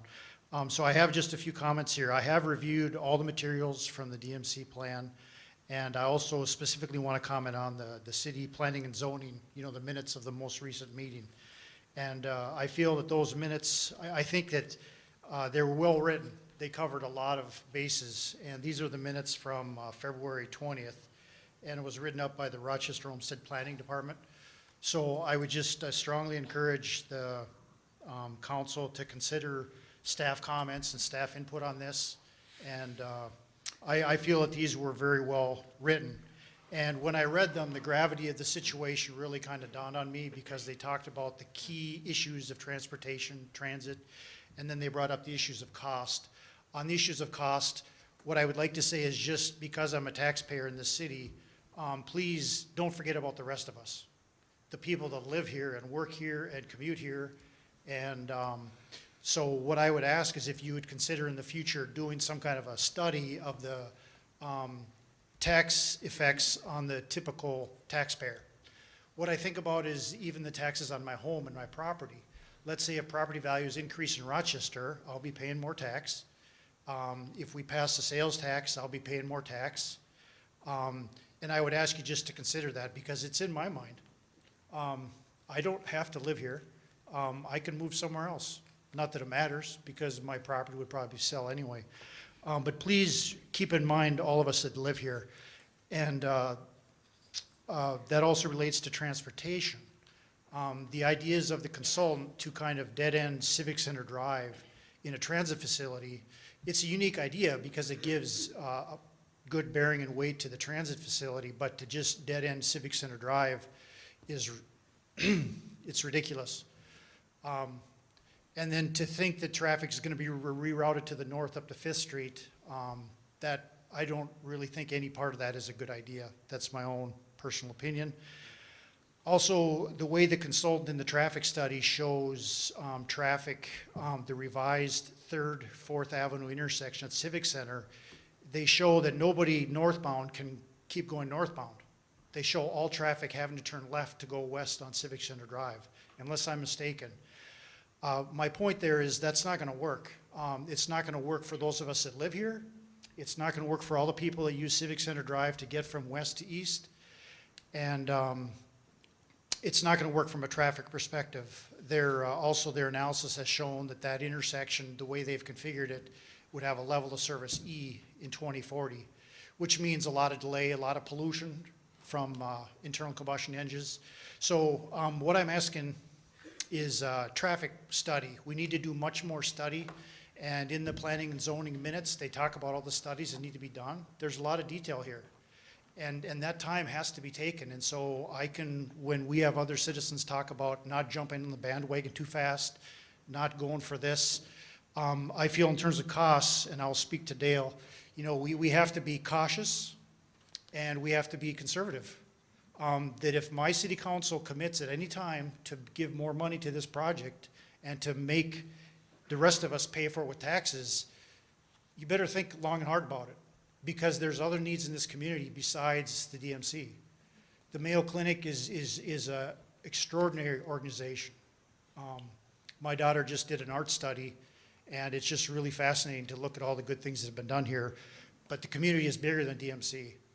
And when you talk about infrastructure, one of the speakers already talked about how important it is to take care of the basics first. You know, if my street in front of my house falls apart, but you've got a really nice DMC downtown, I'm going to question what are our priorities. If we have something happen in the park behind our house and police take 10 minutes to get there, I'm going to ask my councilman, what are our priorities? If we have to pay another so many millions of dollars to redo the waste treatment plant for phosphorus, how are we going to pay for that? So, Mr. Newman, you did do a good job. I appreciate the comments on the funding and the taxes. But all that money has to come from somewhere. So please look at the big picture. And when you talk about this tax just for DMC, what I think about is what else is going to come down the road. And I don't mind paying more tax, you know, myself, if it's justified and if I understand the reason. So anyway, I just want to encourage you to, I wanted to thank the Rochester Olmsted County Planning Department for these minutes because it really captured a lot for me. And it is a really challenge in terms of how to get people around downtown, you know, with the transit system. And in the planning minutes, it talks about the level of detail that has to be looked at. It really has to be dived into. I had highlighted something here, and it was also about parking. You know, the costs are related to the streets, the parking, and the transit. And then just the other thing that I'd like to ask about is we've looked at how much more traffic potentially will have to come into downtown, whether it's cars or bikes. But don't forget about the capacity of the interchanges. A lot of this traffic is coming in on Highway 14, Highway 52, Highway 63. Don't take for granted the capacity of those interchanges and the streets there. They're you know, they were built for the future, but what is the future? And I feel that in the additional traffic studies that are to take place, we need to look at that. Because if you don't look at that, you're not looking at the bigger picture. Thank you. Thank you.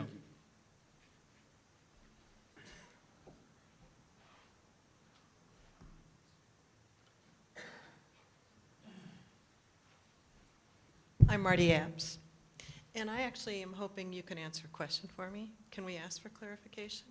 Absolutely. My understanding is that the rendering that we see is just an artist's interpretation. Is that right? So the library not being there or road stopping aren't decided yet. I think, Mr. Newman, you have on one of the slides, it says not block by block. Is that right? That is correct. So if you approve the DMC plan tonight, you're approving it in general, but not in the specifics that are under that drawing? Correct. That's correct. Can you bring up the approval page? Yes, a definite block-by-block master plan or land use plan for it is not approving that. So there's plenty of time for us to discuss everything else, is that right? That's correct. And that what you are generally asking for us tonight is feedback on what the DMC development plan in general approval sounds like to us. Mm-hmm. That's all I needed. Thank you. All right, thank you.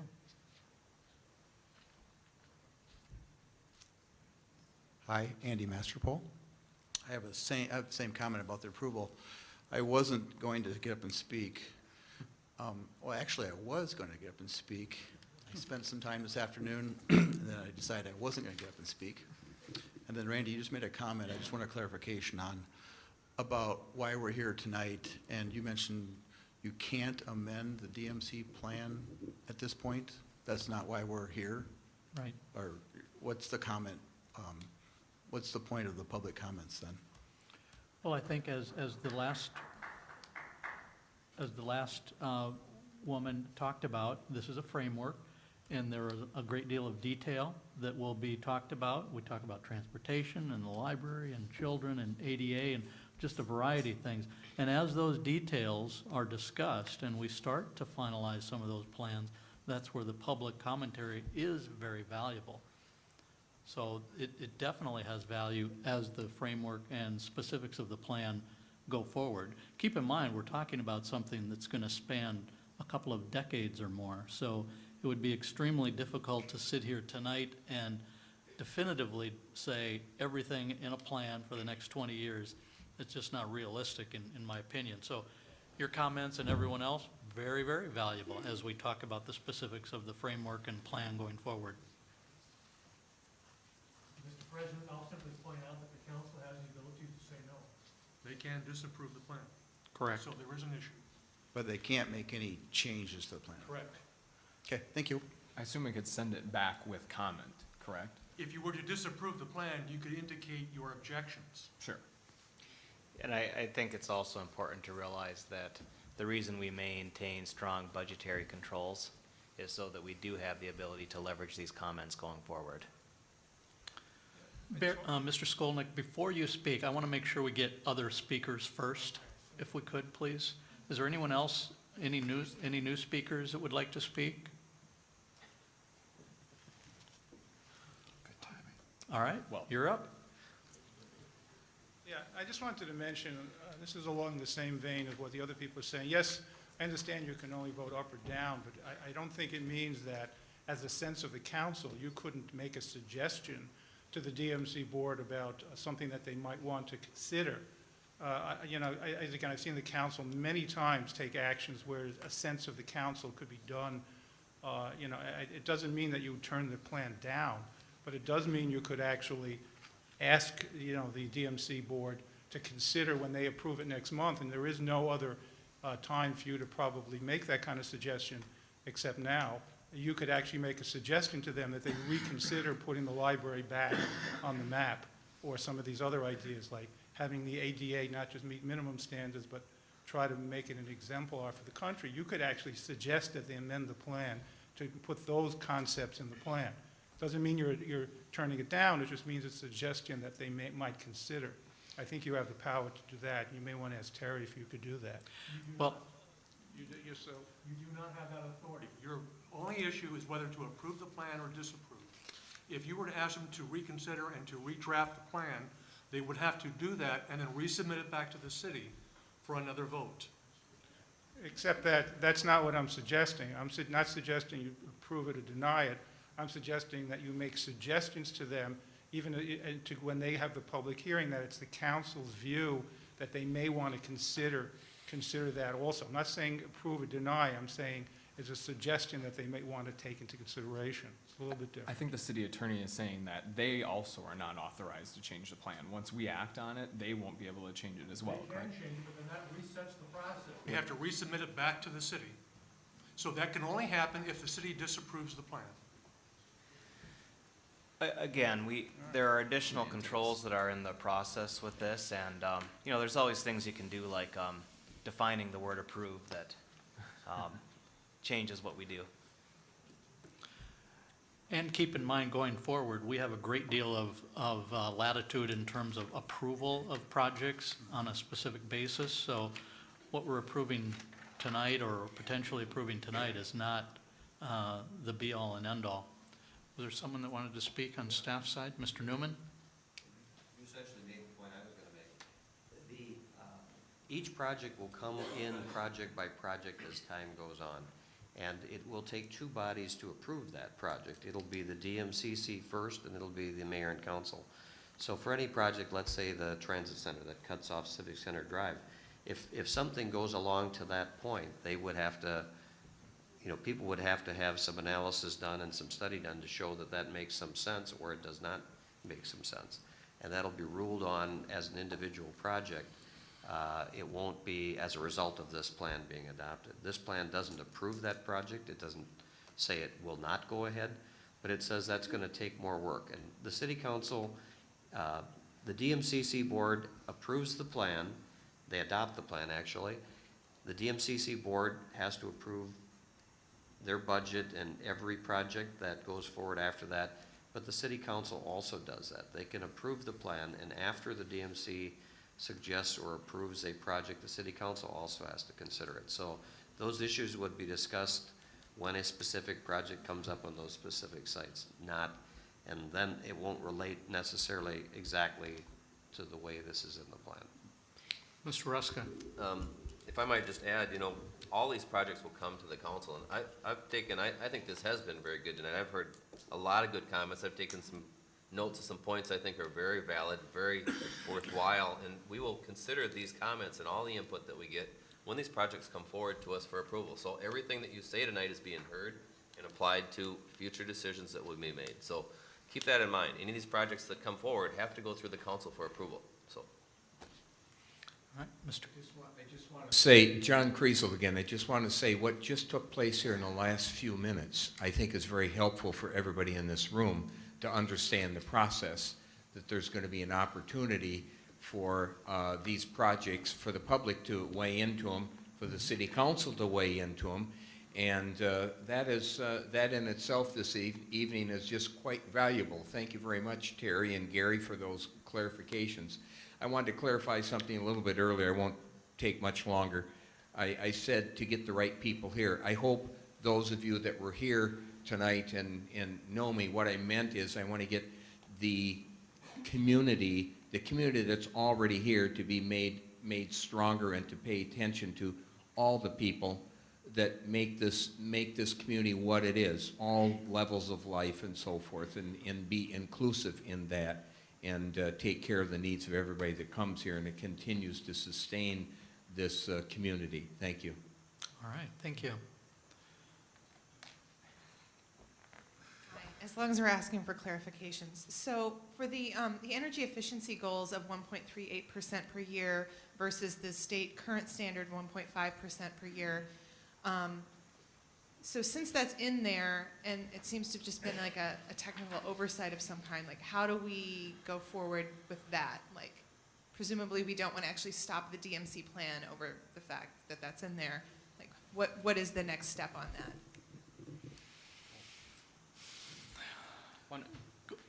Just, Mr. President, that the next step would be that when the projects come forward, that information be considered by the council in determining whether to approve that project. Just because the council's approved the development plan as a conceptual guide doesn't mean it agrees with that particular energy conservation goal. Mr. Wojcik? I just wanted to point out that there's a lot of talk about amending the plan or things like that, and I just wanted to point out that a rough or vague concept, once amended, remains a rough or vague concept, and you can force some of these details as much as you want, but they're not really going to apply until you get specific projects coming in. But I have some questions on this stuff later as well, so appreciate the thoughts. All right. Yes, ma'am. I'm Nancy Slocum again, but I'm taking off my Rochester Conservancy hat and putting on the Historic Southwest Neighborhood Association as a new president.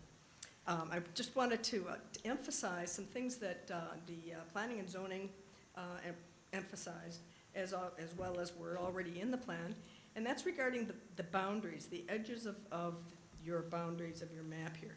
I'm across the street from the DMC plan. That's where my house is. So I watch these things. But in particular, I hope that there can be a transition that is gradual, something that we can see as being real in actual height as it goes up into the center of the town. The other really important thing to us as a neighborhood is that there be affordable housing, that there be inclusive housing, that there be workforce housing, whatever you want to call it.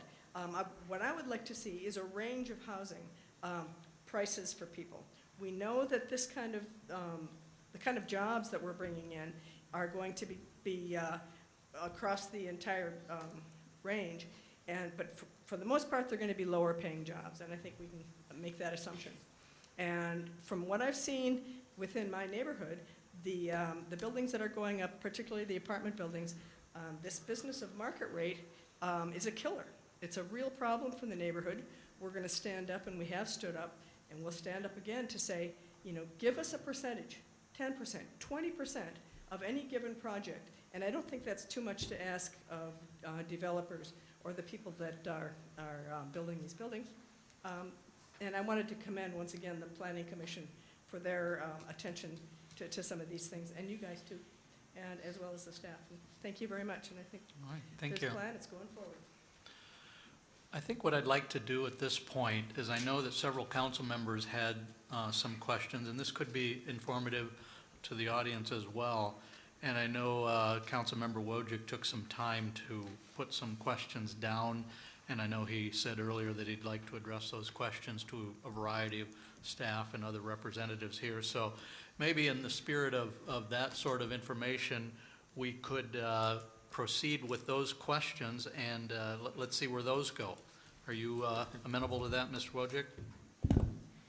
You say jump, I say how high. Is that how that works? Well, and in that spirit, we'll leave the public hearing open at this point, because we still want to have some dialogue and opportunity for response, but this might direct some questions a little different direction. All right. And I want to be clear up front that these are not necessarily leading questions. These kind of opportunities, even for the council, are exceptionally special. I don't have that Mayo background that some of you have, and this partnership between the clinic, DMC, and the city is something that's new to us. And when we have these opportunities for frank public discussion, I want to get some questions out there, things that have been concerns that I've had in the past, or concerns that constituents have relayed to me. And I want to keep this at a very high level. I'm not really interested in getting too much into the nitty-gritty details, although I'm going to go there a couple times. But what I'm really looking to do is get a better understanding of what it is we're looking to accomplish tonight, how we're going to attack some of these bigger picture issues that I don't really have a clear vision on. And some of these questions are going to be directed to staff, some to who's ever willing to speak for DMC, or possibly, dare I say, Mayo. And but let's give it a shot here. One of the things that concerned me when this plan came out is it's very clear that things can change pretty quickly, but there were certain key pieces of infrastructure that it seemed to me that we needed to protect our ability to do these infrastructures. So my question for staff, and I don't know if this would go to Planning Director or Public Works, how is it that we're going to protect these potential amenities shown in DMC, our ability to do them, and when are we realistically going to get these protections in place? We've had some issues with this already. Mr. Newman? Swing at that. At one of the prior COW meetings, this issue was raised, I believe, by you and Councilmember Campion. The staff has had a couple of discussions regarding a number of options that can be considered, and we are planning to put those in a memo that will come to the council, again, back to the council as a committee of the whole meeting. It probably would take us 30, 45 days probably to get that done, and then the council will have to make a decision if they want to do that. This really relates to just a few of the sites. I think you were referring in a note in that COW meeting to St. Mary's Park, the Transit Center, possibly the waterfront area, and probably the 6th Street extension. So we'll come up with some, what the municipal options are to provide some protections for those, and we'll bring that back to a subsequent COW meeting probably in a window of 30 to 45 days. We did want to get past some of these other efforts here of getting this plan moving forward first. So probably May or June, then we could expect to see something on this. I believe so. And that really is helpful, because it's a lot easier to address these things ahead of time than tearing down something that you just built. The next question I have is, and this speaks, I have a great deal of appreciation for Mr. Beal and others that spoke, and also the letter from Olmsted County Public Health about the determinants of health outcomes. And I've been pretty vocal that the last thing I want to see DMC result in is an influx in low-wage, dead-end jobs that leave people exposed to poverty in our community. And my understanding is with DMC, there's nothing that precludes us from tying any one of these projects that seek public funding and trying to search out and put in place a community benefits agreements to make sure that whatever conditions we feel are appropriate for our community can be met through that development. Am I correct in my understanding of that? Key phrase being tied towards request for public assistance. Yes. Yes. So anything that requires DMC funds, we maintain that ability to ensure. Public assistance. So if somebody's coming for public assistance. Yes. And as a legislative body, you decide that you want to tie it to certain criteria as part of your agreement to provide that public assistance, and it's within your purview to provide that public assistance, you can state those criteria. That's a policy decision for the council. I would note that the construction projects are prevailing wage projects.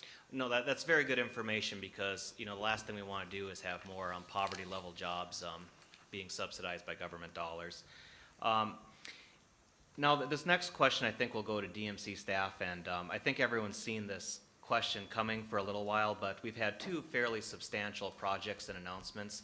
And at the time we first considered the Broadway at Center proposal, I looked to the council and I said, if anybody's not willing to stick your foot down and ensure we get DMC credit for this, please speak up now. No one spoke up. But I would ask the DMC staff if it is their recommendation going forward that the city of Rochester receive full credit for both the Broadway at Center project and the $5.5 million we're putting into the purchase of the chateau, because those are funds that we don't necessarily have otherwise. Mr. President, Councilmember Wojcik, Kathleen Lamb, I'm the General Legal Counsel for the DMCC. And I think that based on we haven't seen anything yet. Okay. And so, but based on the comments that the DMCC board has made in the past, they are going to welcome this proposal about the Chateau Theater. There's just no question in my head about that. And with respect to the other projects, as you know, the projects are proposed to the DMCC and then they get to approve them or not approve them. And so the DMCC is going to consider them as they come in the door. Okay. I appreciate that answer. That's fantastic news because I didn't have $5.5 million sitting around to throw at this. So, the next one has been something that, again, it's been coming for a while. There was an assumption in here in terms of some added funds that the city would be able to put an extra $10 million a year in CIP investments based on past trends. The problem is we understand that that's not really a level of funding that we're able to meet, and what that does is it punctures a $100 million, $200 million hole in the current financing model. And, you know, my question is it well understood by staff that in fact that 10 million per year is not a realistic figure? And is there some sense of prioritization in terms of what gets extended out or what would have to be cut from the overall vision should those dollars not be available? I guess I'd have to direct that one to DMC staff again.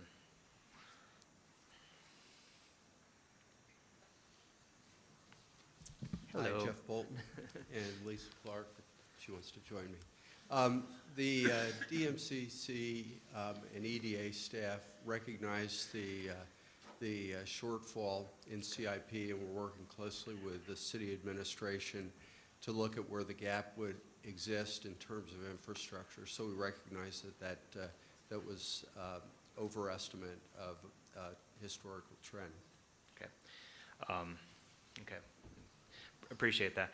You can stick around for the next one. And I did send these out in advance because my intention is not here to play gotcha with anybody. It's I want to get some of these things on the public record, but I think the public is going to appreciate this one. I think we can put a lot of minds at ease. Start out real simple. I really like our library. What do you think about it? Lisa Clark with Mayo Clinic and DMC. I really like our library as well, and I hope everybody understands after today's discussion that these concepts are concepts, and the location of the library is clearly yet to be seen. The library is in place, is a strong, viable business in this community. We've met with the library board and talked a lot about what their vision is for the library, and that's where it rests with the library board. So I think we are all in agreement that the library is very important and very important in downtown Rochester. And maybe I just ask you to respond. Two things that concern me. One, we have a fabulous library, hands down, I think one of the best in the upper Midwest. One of the issues, it's too small. That's the biggest problem, is we've loved it to death and we're over capacity. So we're going to have to do something at some point. But I am committed to making sure we always have a attractive, desirable, well-connected destination library in downtown Rochester. Does DMC staff share that vision? Yes, absolutely. Okay. And I think we appreciate that answer.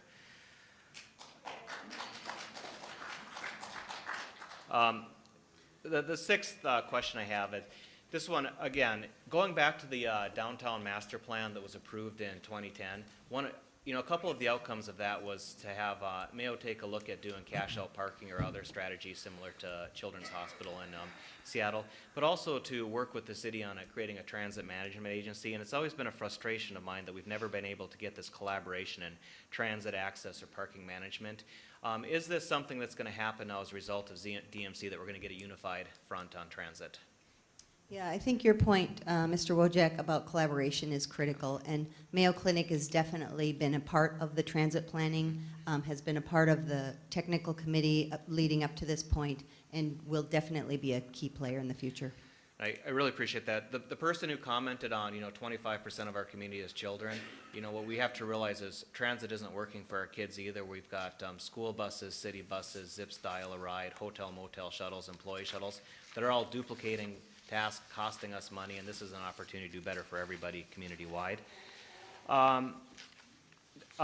Item number 7, a little bit of an aside, but hey, we're doing big picture here, so we can go big picture all the way around. One of the concerns that we have as community leaders, and I know that you share it as well, is that we understand the importance of tying ourselves to the transportation options in Minneapolis-St. Paul, but we're also critically concerned about our local airport here. And one of the questions that's been out there for some time is, are we going to be able to create a model whereby DMC and Mayo staff adopt a policy similar now to the city of Rochester, where we're trying to, within all reasonable constraints, use the Rochester airport to help create usership there?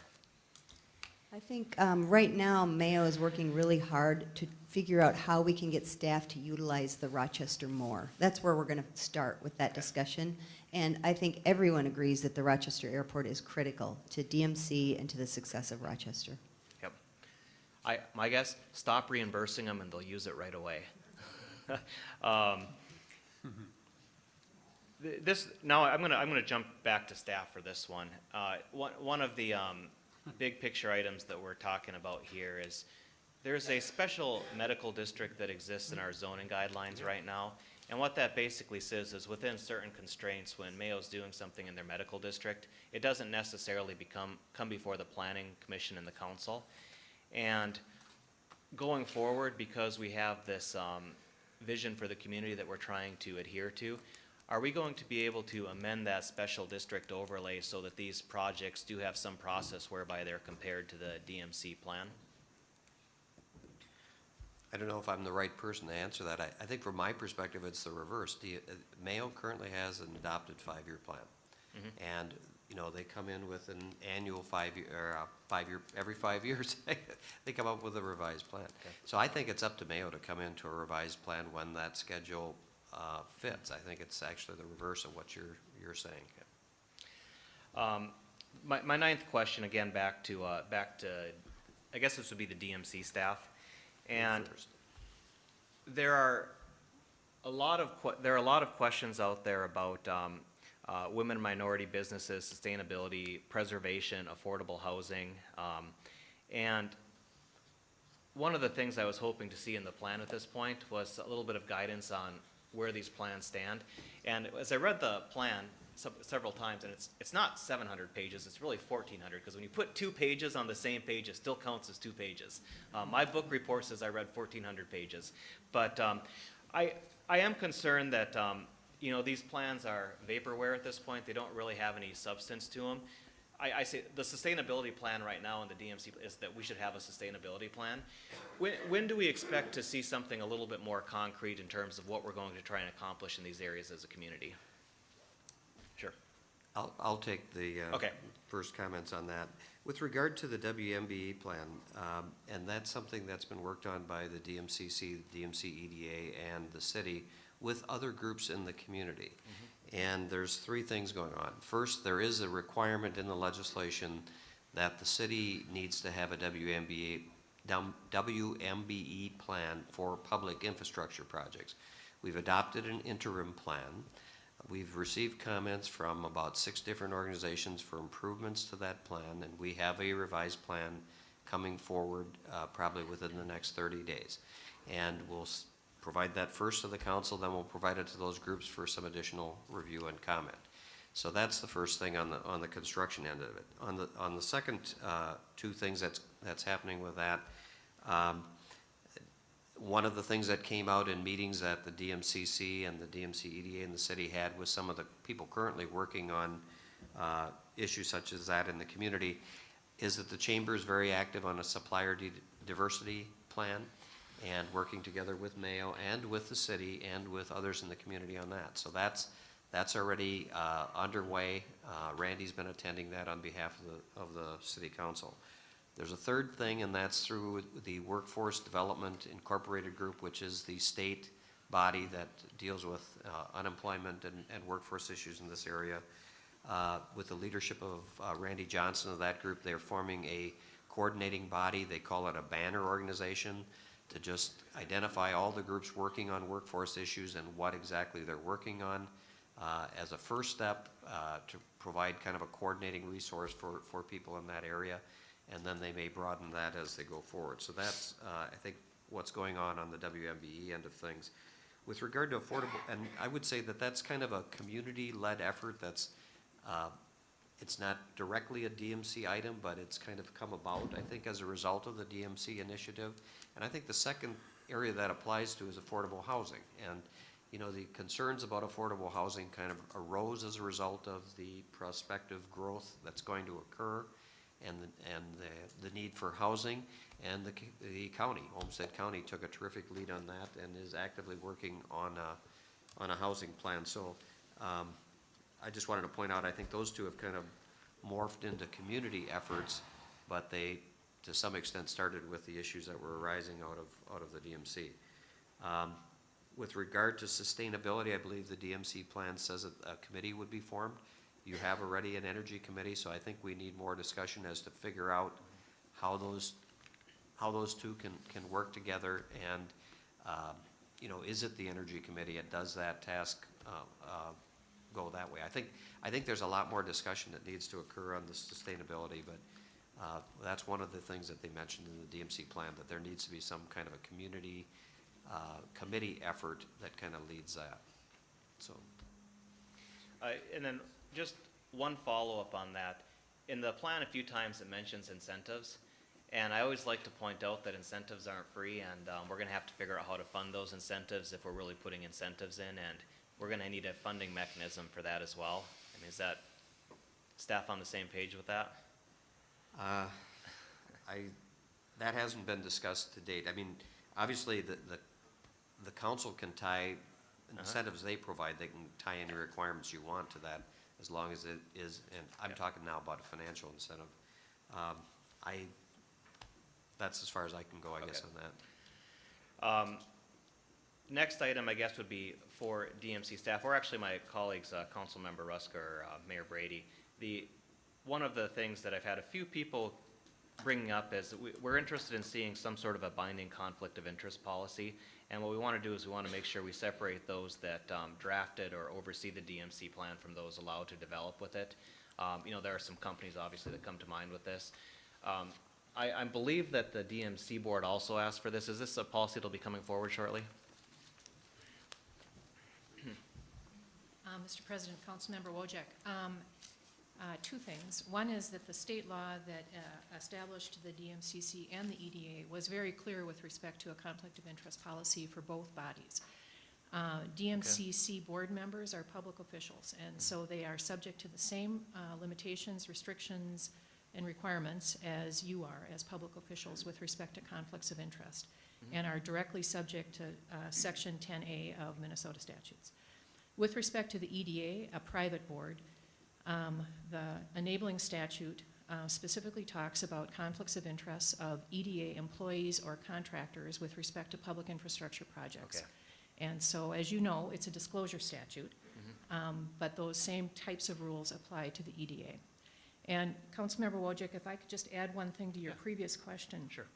In the evaluation criteria that the DMCC specifically amended, so that when individual projects come up for consideration, the evaluation criteria must measure and evaluate sustainability, WMBE, and whether they are local projects or not. Perfect. So just to add to what Mr. Newman said.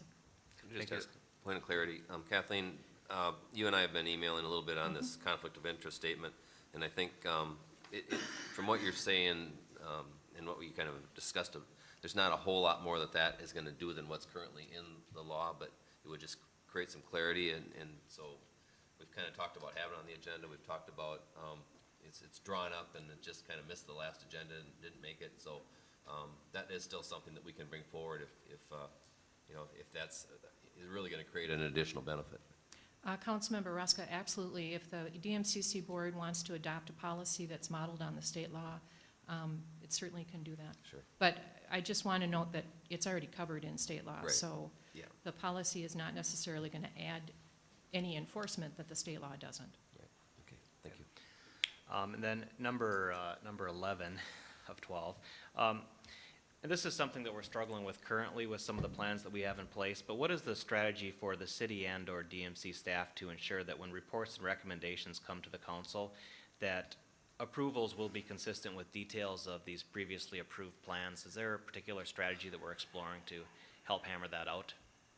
Well, if they're DMC projects, and including the ones that the city is going to submit to the DMC, we'll use the same evaluation criteria that they're now using. Are we going to have some specialized staff that work in this area, or how are we intending to manage the quality control on our end? We currently have lots of people in the city organization who review plans and provide recommendations, and my assumption is that they can continue to do so. When we use the technology committee and the group that, you might want to maybe summarize the group that we have that meets regularly on these different things that come forward. Are you talking about the pre-development meetings that we have? Right, with all the different people that are part of that from the Yeah, we city currently staff. get referral comments from all of the city departments. We get them from all of the private utility companies. Any others you can think of, Brent? So we get, it's probably about 20 different sources that we get referral comments on. Okay. The last question I had here, from a city standpoint, we've already had our wires crossed at least once with some EDA actions. How are we going to ensure that EDA expenses are reasonable and the actions are consistent with city policy? There's a lot of balls in the air in terms of whether or not it was intended that the city of Rochester even pay the private corporations' expenses, but you know, how are we going to ensure that we're speaking with one voice? Well, obviously, the DMCC board submits their budget in September, and we'll have discussions with them before that budget submittal. We'll have input into that cooperatively along with the DMC EDA. And at the end of the day, you know, that whole budget is reviewed by the mayor and council, and the mayor and council have, once the DMCs approve it, the mayor and council have final approval. We only do the top number though, right? We don't have Yeah, line by line budget authority. You don't have a line item veto. And I would like to, and Mr. Bolton, I appreciate, we had some initial concerns too about just the size and scope of DMC staff, and I was really appreciative of some of the explanations, some of the things you're working on. Could you maybe explain where we're at on this as well? Right, we're working very closely with city staff in terms of making sure there is not a duplication of effort or two parallel paths for reviewing projects, that we have one set of criteria. Now, the city has other areas that they look at, but in terms of meeting the spirit and the requirements of the DMC board criteria, we'll be working very closely with the city on that. Okay, thank you. And then I just wrote down a couple other items when people were speaking, but Kathleen stole my thunder a little bit on the evaluation of DMC criteria. You know, that some of these plans are going to be weighed. And the other thing, all you folks that came out and spoke tonight, I know some of you might have additional comments. First of all, thank you for being here. It does mean a lot to us. Love you all to death, but I do want to point out one thing, and that, and we struggle with this a lot in public policy, is that the representation here in this room does not necessarily match the demographics of our community as well. And in particular, the, you know, some of the folks that we're targeting to be successful are grossly underrepresented here. Now, I'm not saying I don't love you all to death, because I love you all to death, but I like to point that out, and I like to especially thank the, some of the folks behind the scenes with DMC. that made sure, even though it's a little bit harder to get millennials, immigrants, minorities to participate in some of these things, they went out there to make sure that their voices were heard too, even if it's not in a public hearing like this. And if we're going to be successful, it's those groups are going to be the, they're the future of our community. That's what they're going to be, in your shoes in 25 years from now. So I do want to especially thank DMC for reaching out to those groups as well, and I thank you for answering my questions. Mr. Bilderback. Thank you, Mr. Staber. Question for Mr. Atkins. There was a question brought up about eminent domain, and we've had this discussion a number of times. But could you please explain when we can and when we cannot take property, either you or Mr. Newman? I know both of you have tried to explain this. Before a famous decision called Kelo versus City of New London, a city could use eminent domain for economic development improvement projects. And I'll point out an example. If you're familiar with 494 in Lindale in Bloomington, there used to be a automobile dealership there. There's now a Best Buy corporate headquarters there. Bloomington was able to use eminent domain to remove the auto dealership and to replace it with Best Buy. You can't do that anymore because so many states have responded to that Kelo decision by amending their eminent domain statutes to prevent economic development being used via eminent domain process. So you can only use eminent domain as far as public infrastructure needs, highways, roads, sewers, waters, streets, and also blighted property. You're still able to use eminent domain to remove blighted property. But as far as economic development is concerned, no.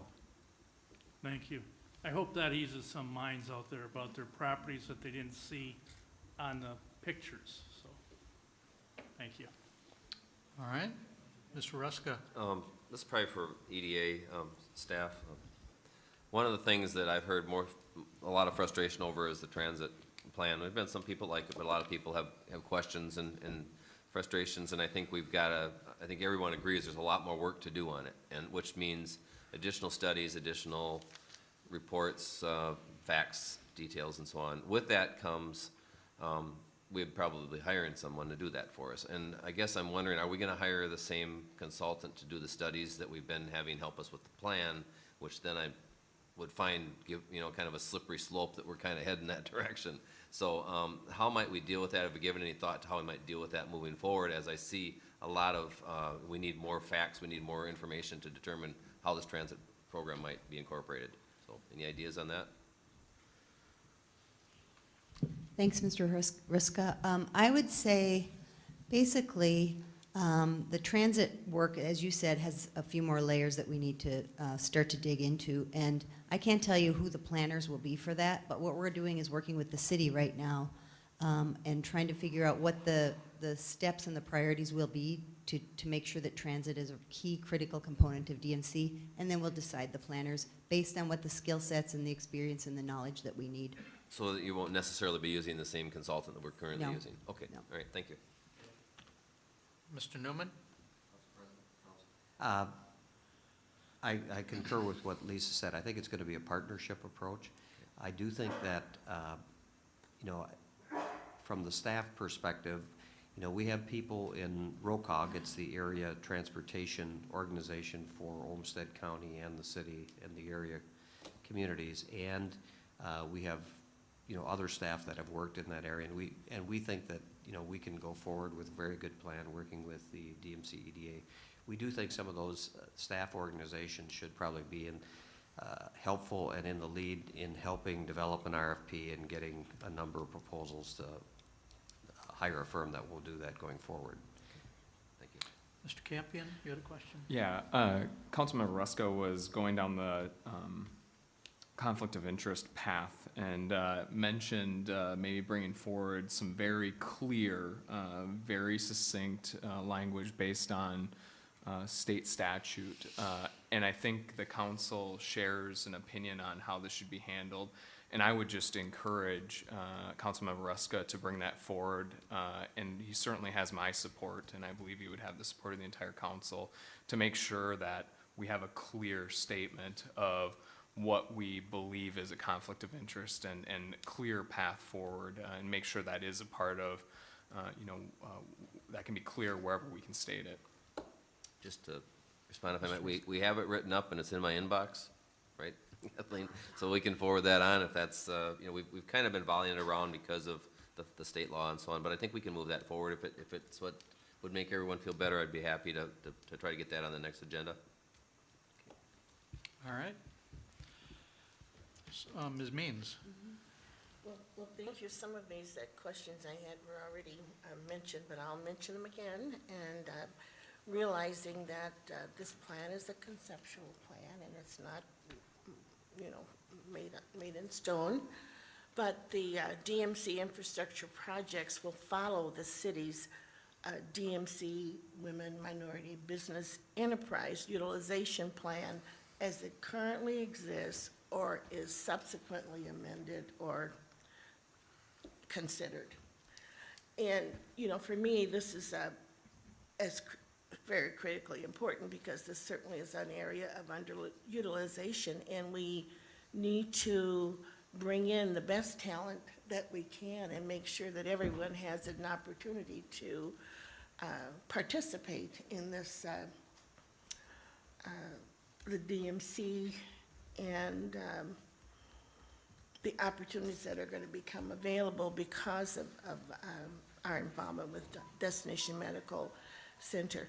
And then the airport was also mentioned earlier, and they're not included in the boundaries, but hopefully, and I think Ms. Clark mentioned it, the district could be amended to contiguously add the airport to the boundaries if that need occurs. The other question I have is, would you consider, you know, we've heard this from the public, the accessibility for people with disabilities, and even though our projects will meet ADA standards, we really need to see whether or not they're meeting the needs of the community and go beyond to accommodate the public, not only those people that are visiting here, but those people that live here as well. This equal opportunity and inclusion, we need more workers in all segments of this process, and to do everything we can to make sure that we're reaching out and affirmatively trying to improve the disparity in the kinds of jobs that we have currently that are not including women and minorities and women and minority business enterprises. I like the Olmsted County Public Health comments in their report, those detriments of health, including housing. And of course, now we know it also includes children as well, so I'd like that considered.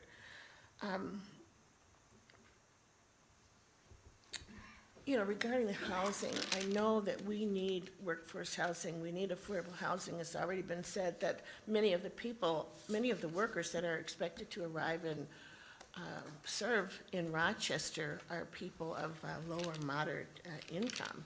And even though we've done a great job, we have a couple great developers that are working on workforce housing, we absolutely must consider not putting this in a silo and have this integrated housing. So that means the workforce and the integrated housing and the market-raised housing would all work together, because otherwise we are still segregating, and we should do everything we can to try to incorporate the workforce housing and the market-raised housing. It does a couple of things. First of all, it gets us to know each other better, and will reduce some of the barriers that we may have or some of the discomfort we may have in our conversations with others. I think this is an exciting and bold project, and I'm really looking forward to you know, having these discussions and incorporate what you've heard from the public and moving forward with the plan that will be successful. And that's it. Thank you. All right, thank you.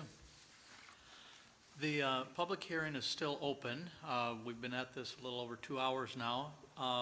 So if we could kind of start to wrap it up, please. So if you've got some closing comments, share those. And John Kriesel, one question I had. Let's say before the council, there's a project that does not ask for public assistance.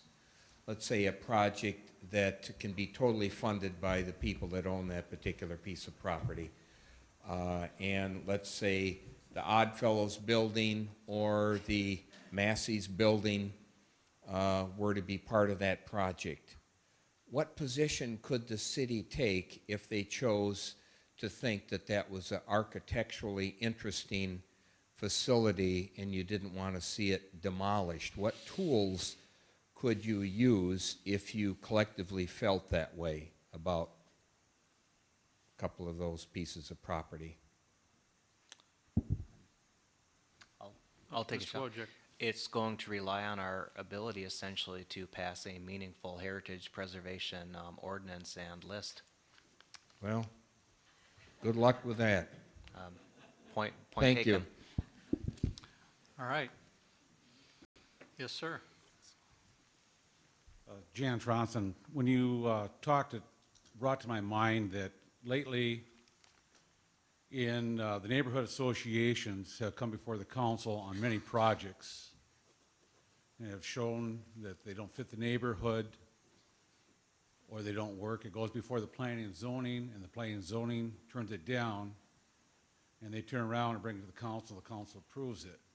So as this DMC goes out into your favorite neighborhoods, in that circle, goes out in those neighborhoods, and everyone thinks that this is such a great plan in their neighborhoods, what protection is the neighborhood association going to have to say, you know what, this isn't working, it doesn't fit us? Because what I hear Ms. Means say, and other people say we need more housing. Well, more housing means, and I hear bicycles, and I hear walking. That means high rises. And we're had a lot of issues with high rises lately in town, that nobody wants it in their neighborhood. It's great for someone else's neighborhood, but not my neighborhood. And so this DMC project, as it goes forward, the neighborhood associations are going to weigh in. Planning and zoning says no, the project doesn't fit. They go before the city council, and the city council says, we're going to go ahead with it. So now you look at the people, why'd they even go? You don't listen to the associations, you don't listen to the planning commission, and you go ahead and do that. So there's not a lot of protection there. It's nice in theory when everyone come up and said we want to go a step above everything, all the standards. Well, you know, most industry or people that come to town, they fight those because that costs a lot of dollars. Certain ideas of grandeur to say that it's great to step outside these and really raise the bar, at a point it costs a lot more money to raise that bar than what they want to do. If you do the studies in the housing, Ms. Means, if it's nice to have and think that everyone can live together, but usually when they put low-income housing, people in so many in an apartment complex, you have the chaplain there, you have the police there, and you have the management there. Someone's leaving because it doesn't get along. And those are facts. So to say that in Rochester we're going to build these high-rises and bring the poor in and live with everybody else, I don't know that anyone wants to do that because there are a lot of issues. And there are studies out there around the world that doesn't work. So let's not kid ourselves that that's going to work in Rochester. If it does, I'd like to see the city council live in one of those buildings. Thank you. Ms. Means? I am totally against segregation. And when I talk about integrating the housing, you know, it doesn't have to be 50%, but I think it's important to have some allocation for workforce housing along with market rate And housing. I would totally agree with you, but when it gets up past maybe 10 or 20% in an apartment complex, again, you have the chaplain involved, you have the police involved, and you have management involved. Now, you said the police are involved. You're intimating that low income would have more? I'm That's what you not said. saying that at all. Okay. What I'm saying is that when you put those types of groups together, it doesn't work. It's not my facts. Do the studies, look at the studies, and the studies will tell you that. All right, thank you. There's a document available, I've shared it on my website, that specifically deals with the consequences of affordable housing in terms of crime, traffic, property values, and also educational outcomes and quality of life and health outcomes of the parents. And to it's an outstanding read based on a lot of peer-reviewed scientific data, and it's quite clear that affordable housing does not come with the baggage that some people would like to stick on it, and it comes with a lot of positive outcomes for the community, and that's why you'll find so many of us up here are so very supportive of quality affordable housing in our community.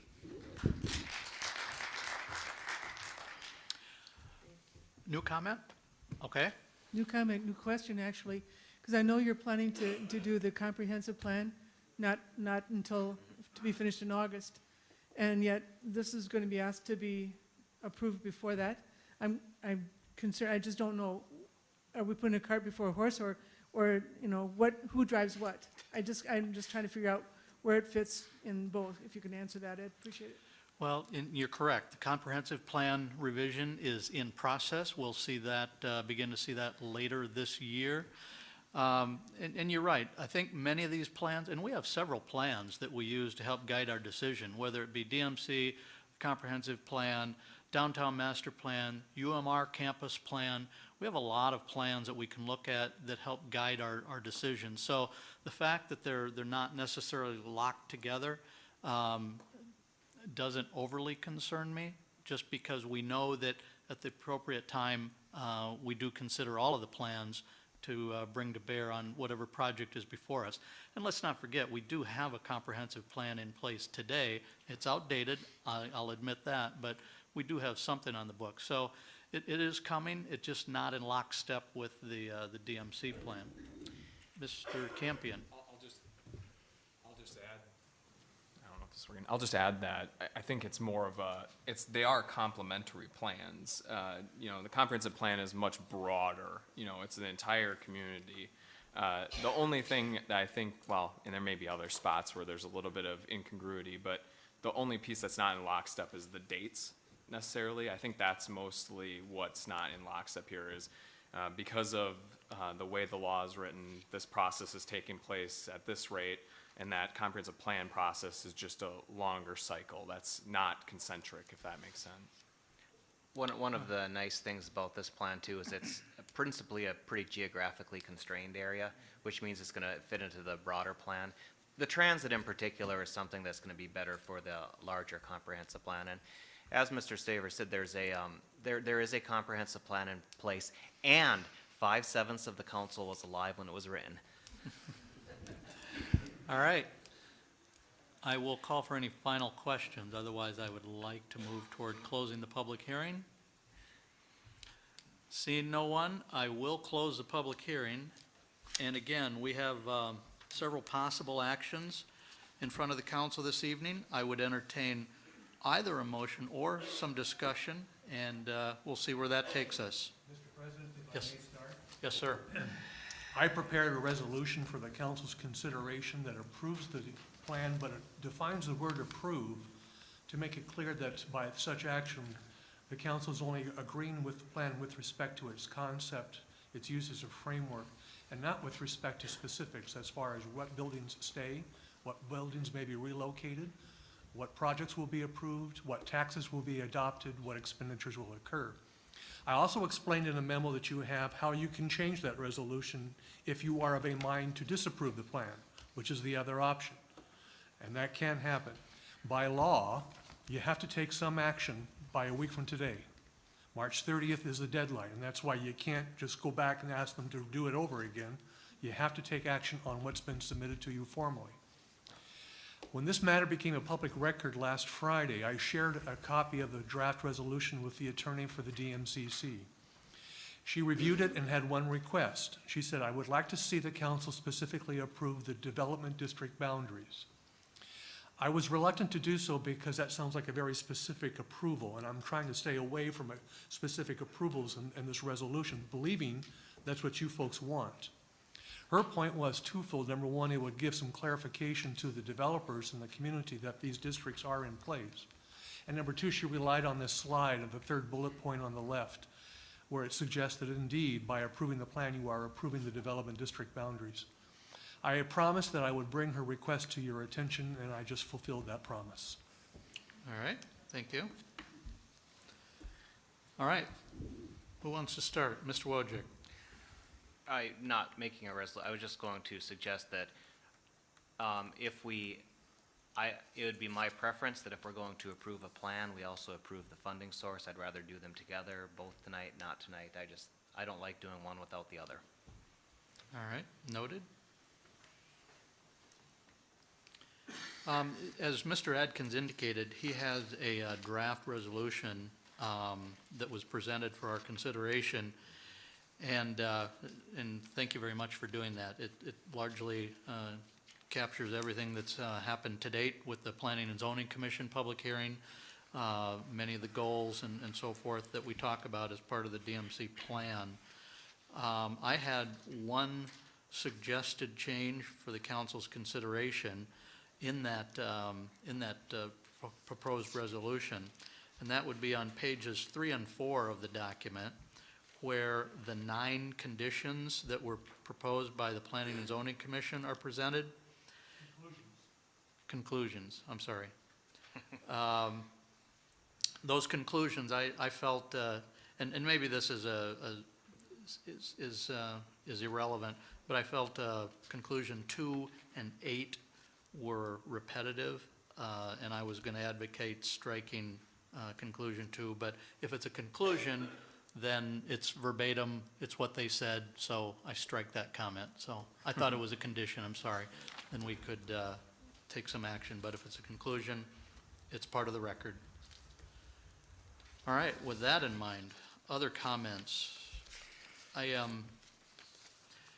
I'll get started here. I think, you know, we've had a great deal of discourse over the past many months as the law became real, and then we presented DMC to the community. There's been a great deal of discourse in a number of forums, some more formal, such as this. Many of us have been involved in coffee talk conversations and small neighborhood meetings, and there's been no shortage of passion and ideas from the community, and I truly respect that. In my opinion, DMC, it represents just an unprecedented opportunity for our community, and it truly is unprecedented. When those of us recently visited a convention in Washington, D.C., we do get people from literally around the country that want to know what's going on in Rochester, Minnesota. They want to know what's going on in our state and in our city. So it's fairly impressive that we would receive that sort of attention. We know that DMC encapsulates many opportunities for housing, for jobs, for amenities, to virtually improve our quality of life in this community for those of us that live here as well as those that visit our community. And they're equally important in my mind. Is it without challenge? No. We have a lot of challenge. There's a great deal of detail that we need to sift through. As I said earlier, though, this is a multi-decade plan. I think it would be totally unreasonable on my part to try to predict with any specifics all of the things that would happen over the next 20, 30 years or more. I think, though, that all of us in the room, all of us in the community, we do have a great love for our city. We certainly hope we don't mess it up, but are we going to make a few mistakes along the way? Probably. I think that's one of the things I like about the plan. It's split into phases, 5-year increments. We're going to learn some things, and then we're going to make some adjustments, and we're going to hopefully learn from our mistakes and make changes going forward. So with that in mind, I'm very supportive of the plan. It is a framework, lots of room for detail, lots of room for specific project discussion as we go forward, and I'm very excited about that opportunity if it's presented. With that, other comments? Mr. Hickey. Well, it's an exciting evening tonight, the next step forward in the DMC. I've had a lot of conversations about this with people in my ward, and like I said, we're looking forward to this partnership with Mayo, the DMC, the EDA, and what we're approving or potentially approving tonight is just the broad framework. For those of you that have noted that some parts of the plan, you may even find shocking, not everything in this plan will be implemented, and really tonight, in some ways, tonight's the easy work, going forward and putting this together project by project and really working on that partnership with Mayo and the DMC. It's exciting times ahead. So really, the hard work is ahead, but we do absolutely have an opportunity to do this one project at a time. We're going to have public hearings and get that additional public input. So really, it is the taxpayers that are going to have that input. It's not going to be paid staff or consultants that have the final say.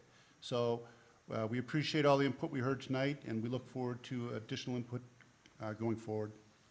Mr. Campion. Thank you. First, thanks to everyone who is here tonight participating. Obviously, 2 hours can be a long time to sit through one of these meetings, but what you'll find is we have some veterans of long meetings up on the council now. I think this is a real significant moment for our community. Hard work of many has led us inexorably to this moment where, weighing the needs of both the current and future residents, we have to make a choice. That choice is between taking control of our future or waiting for our future to happen. Between empowering our residents and businesses or relying solely on chance. Between collaboration between our city, region, and state or going alone. The vote tonight is not about where our vision ends, it's about where it begins. And in my opinion, it begins with a framework and a commitment. The development plan lays out both a strategy and a framework to maximize our local investment. It is about coordinating public and private partnership. The framework will guide Rochester to a future that multiplies the effect of our investments by helping us to share a common focus. Today, the gap between the development plan's imagery and shovel-ready projects is significant. You guys have all pointed out points that are contentious. Closing the gap, however, is exactly the type of work our city excels at. The commitment tonight is to work openly and transparently through all local departments and all levels of government toward the best outcome for Rochester. I'm reminded of a comment by Planning and Zoning Commissioner Childs. He said, grand and gradual. The vision is grand, but the journey will be gradual. I ask everyone to temper their expectations with the knowledge that the needs of this community are many and extend beyond DMC. Our community faces both practical and principled challenges. The plan must act as a catalyst. The DMC plan must act as a catalyst for long-lasting policy changes which will move our community forward. And I believe the entire council will work to make sure that this investment does not leave any members of our community behind. I would be remiss if I did not address the concerns that have been brought to me, principally about the finances. I want to be both clear and concise. My support is not a blank check. I recognize the value of economic development, but I also realize the need to limit the burden. The framework for sharing the responsibility and revenues at a local, regional, and state level is clear.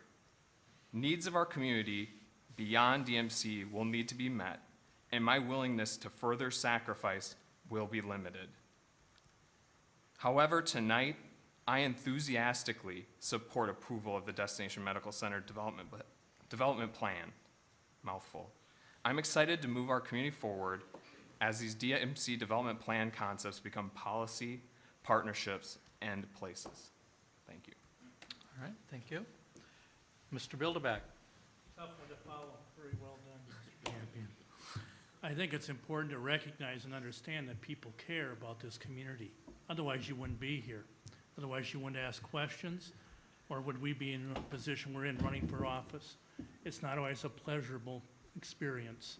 I know you find that hard to believe. But the fact is we've heard a lot of good things tonight, and that came from the community. And it wasn't what's in it for me. We've talked about housing. We talked about a library. We talked about ADA requirements and exceeding beyond what those minimum requirements are. We talked about the youth of Rochester, not only what's here today, but what's coming in the future. That's an amazing thing, folks. We all care. And together, with this process we're going through tonight, again, the framework, many, many more of these meetings will take place. This city council will have control of your dollars when you're concerned about where they go. The vote of the council will be working along with the DMC and the EDA to make sure that we have good projects, strong projects for all the people that want to come to Rochester. We see a boundary that's set up for the DMC, but that's just a boundary. It's going to affect well beyond that boundary. All the people who come to Rochester, those who live here. Transportation, we heard an awful lot about that tonight. We also heard that we have a long, long ways to go before anything starts to happen. It's an exciting time to be a member of the community. It's exciting for us who grew up in Rochester and remember what it was like back in 1960s, going to school. Yeah, I know, I give away my age, it's okay. But I'm very proud of being a part of this community. And I take very seriously the charge of making sure that the decisions we make are good decisions. I'm afraid that Mr. Staver is correct and we will stumble periodically. But with your help and your input and the input of your neighbors who wish to come forward, and we encourage them to come forward, we'll make the good decisions. I'm excited about the plan. I support the plan. Mr. Wojcik? I've got just a couple of questions as well. From the committee meeting today, do you also have a resolution prepared on the financing of the plan? Ordinance. The ordinance. The ordinance. It was in our packet. What page is that on? Because Next page after. I don't have a, Yep. It's the Okay. page immediately, I might immediately not have from the same materials there. page 10. 10 of 62. And then the other question is, what is the process, the legal process for changing boundaries if we were to honor that request? the boundaries are part of the development plan, so the development plan would have to be amended. And that would come back to the council, as this plan has come back to the council. And then it would have to come back to the DMCC for a final adoption following their public hearing. Okay. If I can just address the boundary. I do personally think there's a need for a boundary, and the boundary is actually a boundary of a medical center district, Kathleen. Because, I guess I'd ask Kathleen to come to the microphone, Kathleen left. There's two places where the boundary is, or where a medical center development district is cited. And one is with regard to the certification of expenditures. The private expenditures that count towards the formula that drives the state aid is driven by two things: Mayo investments anywhere in Rochester and other private investments occurring in a medical center development district. And so that's one reference. There's a second reference that says that the public infrastructure projects are to occur in the destination medical center development district or development district. So I do think in order for us to determine what investments have been made, we need a district in which we say those investments were made. And so I do have come to the conclusion, at least in my own mind, that I think that it would be advantageous to have a boundary, and that boundary then is the area in which we determine what investments have occurred, and we also determine where the projects are to occur. Obviously, there is a modification process down the road that if these boundaries are too tight or need to be changed, they can be done. That can happen. Mr. President, I agree. I'm not sure why you told her that. All right. You get paid for that, right? No, it makes sense to me as well. I'm supportive of that as well, particularly since there's the ability to modify the boundary. It seems like it's fairly harmless to do. I don't have a whole lot of comments to add other than what I said. Besides what I said earlier, I really do appreciate the opportunity to get some of these things answered in public. I think you heard from the folks here too that they really appreciated it. You know, I'm supportive of this with one caveat, that economic development is absolutely nothing without human development. And we want a great medical center, but more important than that, we want a great community for all of our people. And when you hear people talking about some of these determinants of health and health impact assessments, these aren't just clever phrases. These are things that are important to our community. We don't want to create more poverty level jobs. And, you know, part of my questions that I asked were specifically aimed at our ability to put conditions on approvals of public funds so that we make sure that we're doing good for those people that are working there as well. This is important for the future of all the people in our community, and it's our ability to deliver on the human development aspects along with the economic development aspects, which will ultimately determine whether this is a success a generation from now. And we're not necessarily building this for a lot of the people in the room today. You know, it's my daughter's first grade class, which is, you know, much more diverse from different backgrounds, facing different challenges than we all are. But when this plan is close to completion and we're working on DMC2, then, you know, we'll know if it's a success by how we've done for their generation. All right, thank you. Mr. Ruska. I guess I'm not going to repeat a lot of the things that were said here.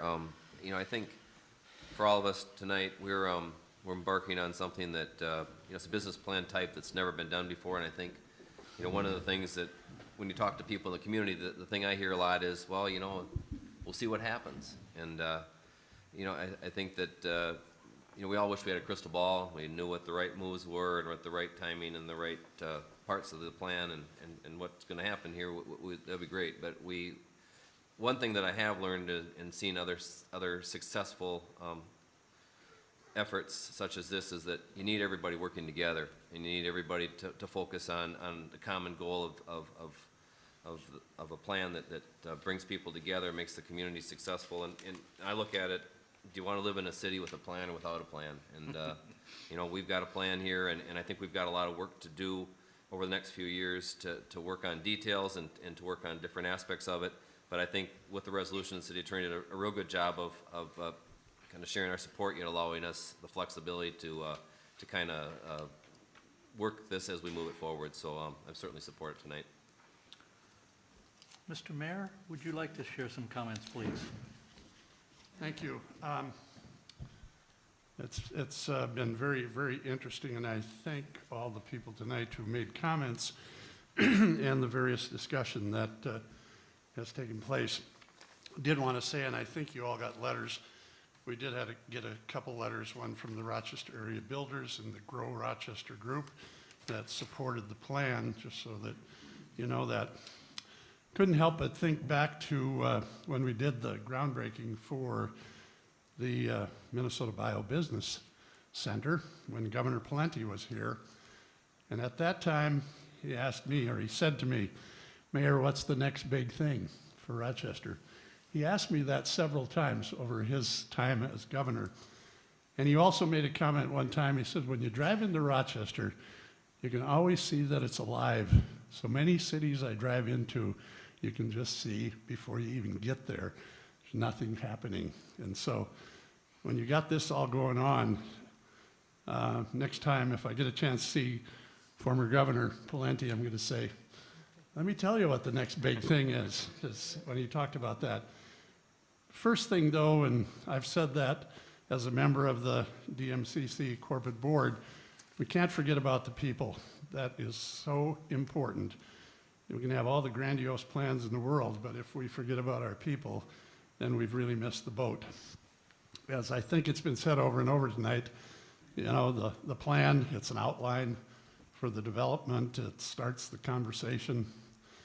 And the Smithsons I see left, but I asked one of the planners once, can't you identify some of the places on there so we know where they're at, and, you know, not just give us pretty pictures? And he said too, well, the artists like to do something instead of just showing boring square buildings, so they get maybe carried away a little bit.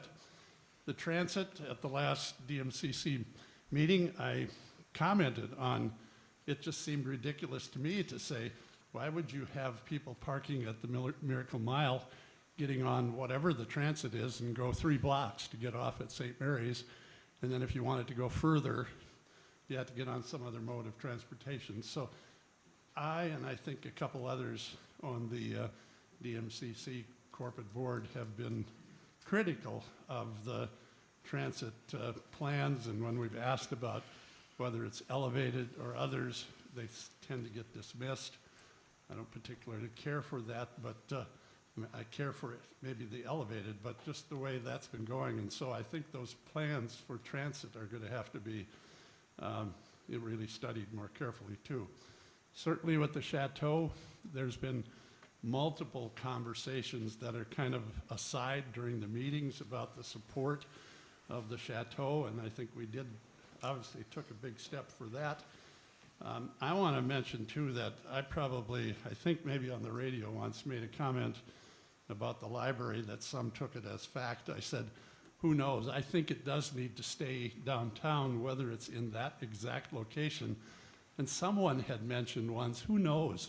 Maybe there's a new bright shiny building that gets built and the first 6 floors of it are the new library, but it's still right downtown. And when I said that, I'd gotten some feedback like, what did you mean? Are they going to move it into some big building, you know, right away? So sometimes you got to be careful what you say because people take it just that way. But this has been a very important night to get the comments that we've gotten, and certainly those I think will be shared with the rest of the DMCC corporate board. But appreciate it. It is exciting, and I think as somebody said when we were in DC or wherever, I know someone that was from Minneapolis when we were listening to Senator Klobuchar out in DC said to me, I'm getting tired of hearing about what's happening in Rochester. There's stuff happening in Minneapolis too. And I said, well, too bad. That's the way it is. But anyway, it is exciting. And I know that any project that comes forward will be scrutinized not only by the DMCC corporate board, and you know that we have 2 members on the city side with Councilman Ruska, myself, and Jim Beer, who unfortunately was not able to be here tonight on the county side. And so we've got some real good folks that are on that. And then obviously once it comes to the council and all the planning people and so on that will be studying this, I think this is a major step, and this is the next big thing for Rochester. All right, thank you. Mr. Adkins, Ms. Means, I'm sorry, go ahead. I'll make a couple comments. You know, I think this is an economic development movement on steroids for sure. It is just wonderful to be a part of this process. It's pretty exciting. We mentioned it earlier about attending Washington, and we were meeting with Senator Klobuchar, and I started to talk about funding for transportation needs. And someone said, oh, we hear all about Rochester. Well, it's because we're doing good things not only for Rochester, but that will also benefit those throughout the state. We've heard these eloquent and compassionate council people talk about their love for the city and how much we appreciate having the public come out with us and sit with us for 2 and 3 and 5 hours. And we thank you very much for your dedication. I agree. I'm ready to motion if it's needed after, you know, if there's no more conversation. You were going to ask a question. Well, a procedural question for Mr. Adkins. In the resolution that you provided, there is a gap that allows for a summary of public comments from tonight's meeting.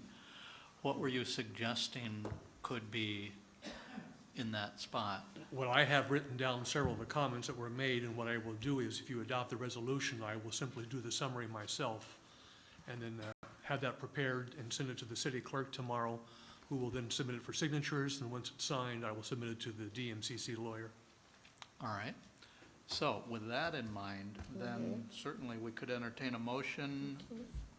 I would motion to adopt the resolution and the ordinance as submitted by our city attorney. I will second that, noting that I believe the intention was to also specify the district boundaries. Destination Medical Center Development District boundary. Is that correct, Mr. President? Yes. So the motion before the council is to approve the DMCC development plan using the resolution found in the materials with the inclusion of the district boundaries. That is the motion that I understood. Is everyone in agreement with that? Any discussion on that motion? I will call the question. All in favor then indicate by saying aye. Aye. Any opposed? Any abstentions? That motion carries. Move approval of the ordinance on page 10, packet page 10. This would be the ordinance that would This is the sales tax. set the sales tax at 0.75%. That's the half cent plus another 1/4. I have a motion from Mr. Wojcik. Is there a second? I'm sorry? Second? I actually thought that was my motion. Oh, Okay. no, two separate items. Yes. All right, motion by Mr. Wojcik, second by Ms. Means for adoption of the ordinance. Discussion. Mr. Bilderback. Just quickly, Mr. Newman, could you explain this to everybody so that they don't think that they're getting 0.75% increase? Yeah, Council President, Councilman Bilderbeck, we currently have a half-cent sales tax, and the ordinance we now have says we have a half-cent sales tax. So you're changing that to add a 1/4-cent sales tax to that, so that's why it's referencing a 3/4-cent sales tax at this point. It's a current half plus the new 1/4. Effective date would be January 1, 2016. You have to provide minimum of 90-day notice to the Revenue Department, and you have to do it at the beginning of a quarter, and allowing the businesses to adjust all their rates for that. We think it's better to wait till January 1. I went ahead and I made this motion, understanding full well that we don't yet know what the projects are going to be, that these dollars are going to be going towards. However, we are now legally obligated to provide $128 million in some form or fashion, and based on extensive discussions with staff and the public for months now, we realize that this is the one realistic tool in our tool belt that can get us to that point. We don't, I fail to see other alternatives at this point, and I do think that based on the fact that we just signed up to spend $128 million of city dollars, we probably ought to pay for it as well, as unpopular and as unfun as that might be. So understanding that there will be still a lot of control over where this money goes, we do need to start the process of putting this in place so we have the funds available when we need them. All right, other comments? Mr. Campion. Got me. I wanted to particularly address one commenter this morning, or this evening, maybe it'll be this morning soon, but this evening, Michael, who came up here and commented about, making sure we think twice when we're applying a tax. And I will tell you that I do not believe I'm alone amongst the council that thinks not just twice, but probably hundreds of times over the period of considering DMC about the tax implications for the city of Rochester. Nobody likes raising taxes. I'll tell you that. That's the easy one. That's the common knowledge up here. But I also agree that at some point you look at the tools that are out there and the value. I think that there's a value statement here that says we get $2.55 for every dollar. And conventional wisdom, though, let's call it unsubstantiated conventional wisdom, says between 50 and 60% of the revenues paid in town, and the other 40 to 50% comes from outside of Rochester. So if you do the math, you're getting almost $5 for every Rochester dollar that's being put into this. I think it's a reasonable way to go. And I wish there was a way to do this without. But I'm blunt, and I had a meeting with my ward about 2 weeks ago, and I told them the same thing I'm telling you tonight. There's not another way to do it based on the methods that were given by the state. So I am in support of this sales tax for that reason. Mr. Ruska. Well, I shared some frustrations this afternoon on this a little bit, on adding this at this time. We talked a little bit about budgeting and projects that will come forward in the future. But legislation did provide this source for us. I believe it's the best source moving forward. All projects that will be proposed will come to the City Council for approval, and that includes all the funding requests. So I guess we want to make sure that all these things fit within the mission of the DMC vision and a positive impact for the citizens and the community. But we'll keep that in mind as we make decisions moving forward, so I'll support it tonight. All right, any other comments before I call the question? All right, I will call the question. All those in favor indicate by saying aye. Aye. Any opposed? Any abstentions? That motion carries. Thank you. I believe that is the last action item for this evening, or? Oh, Mr. I'm President, sorry, if we go could ahead. go to agenda item G, ordinances and resolutions. Okay. For first reading, an ordinance amending and reenacting section 129.02 of the Rochester Code of Ordinances relating to the imposition of a sales tax.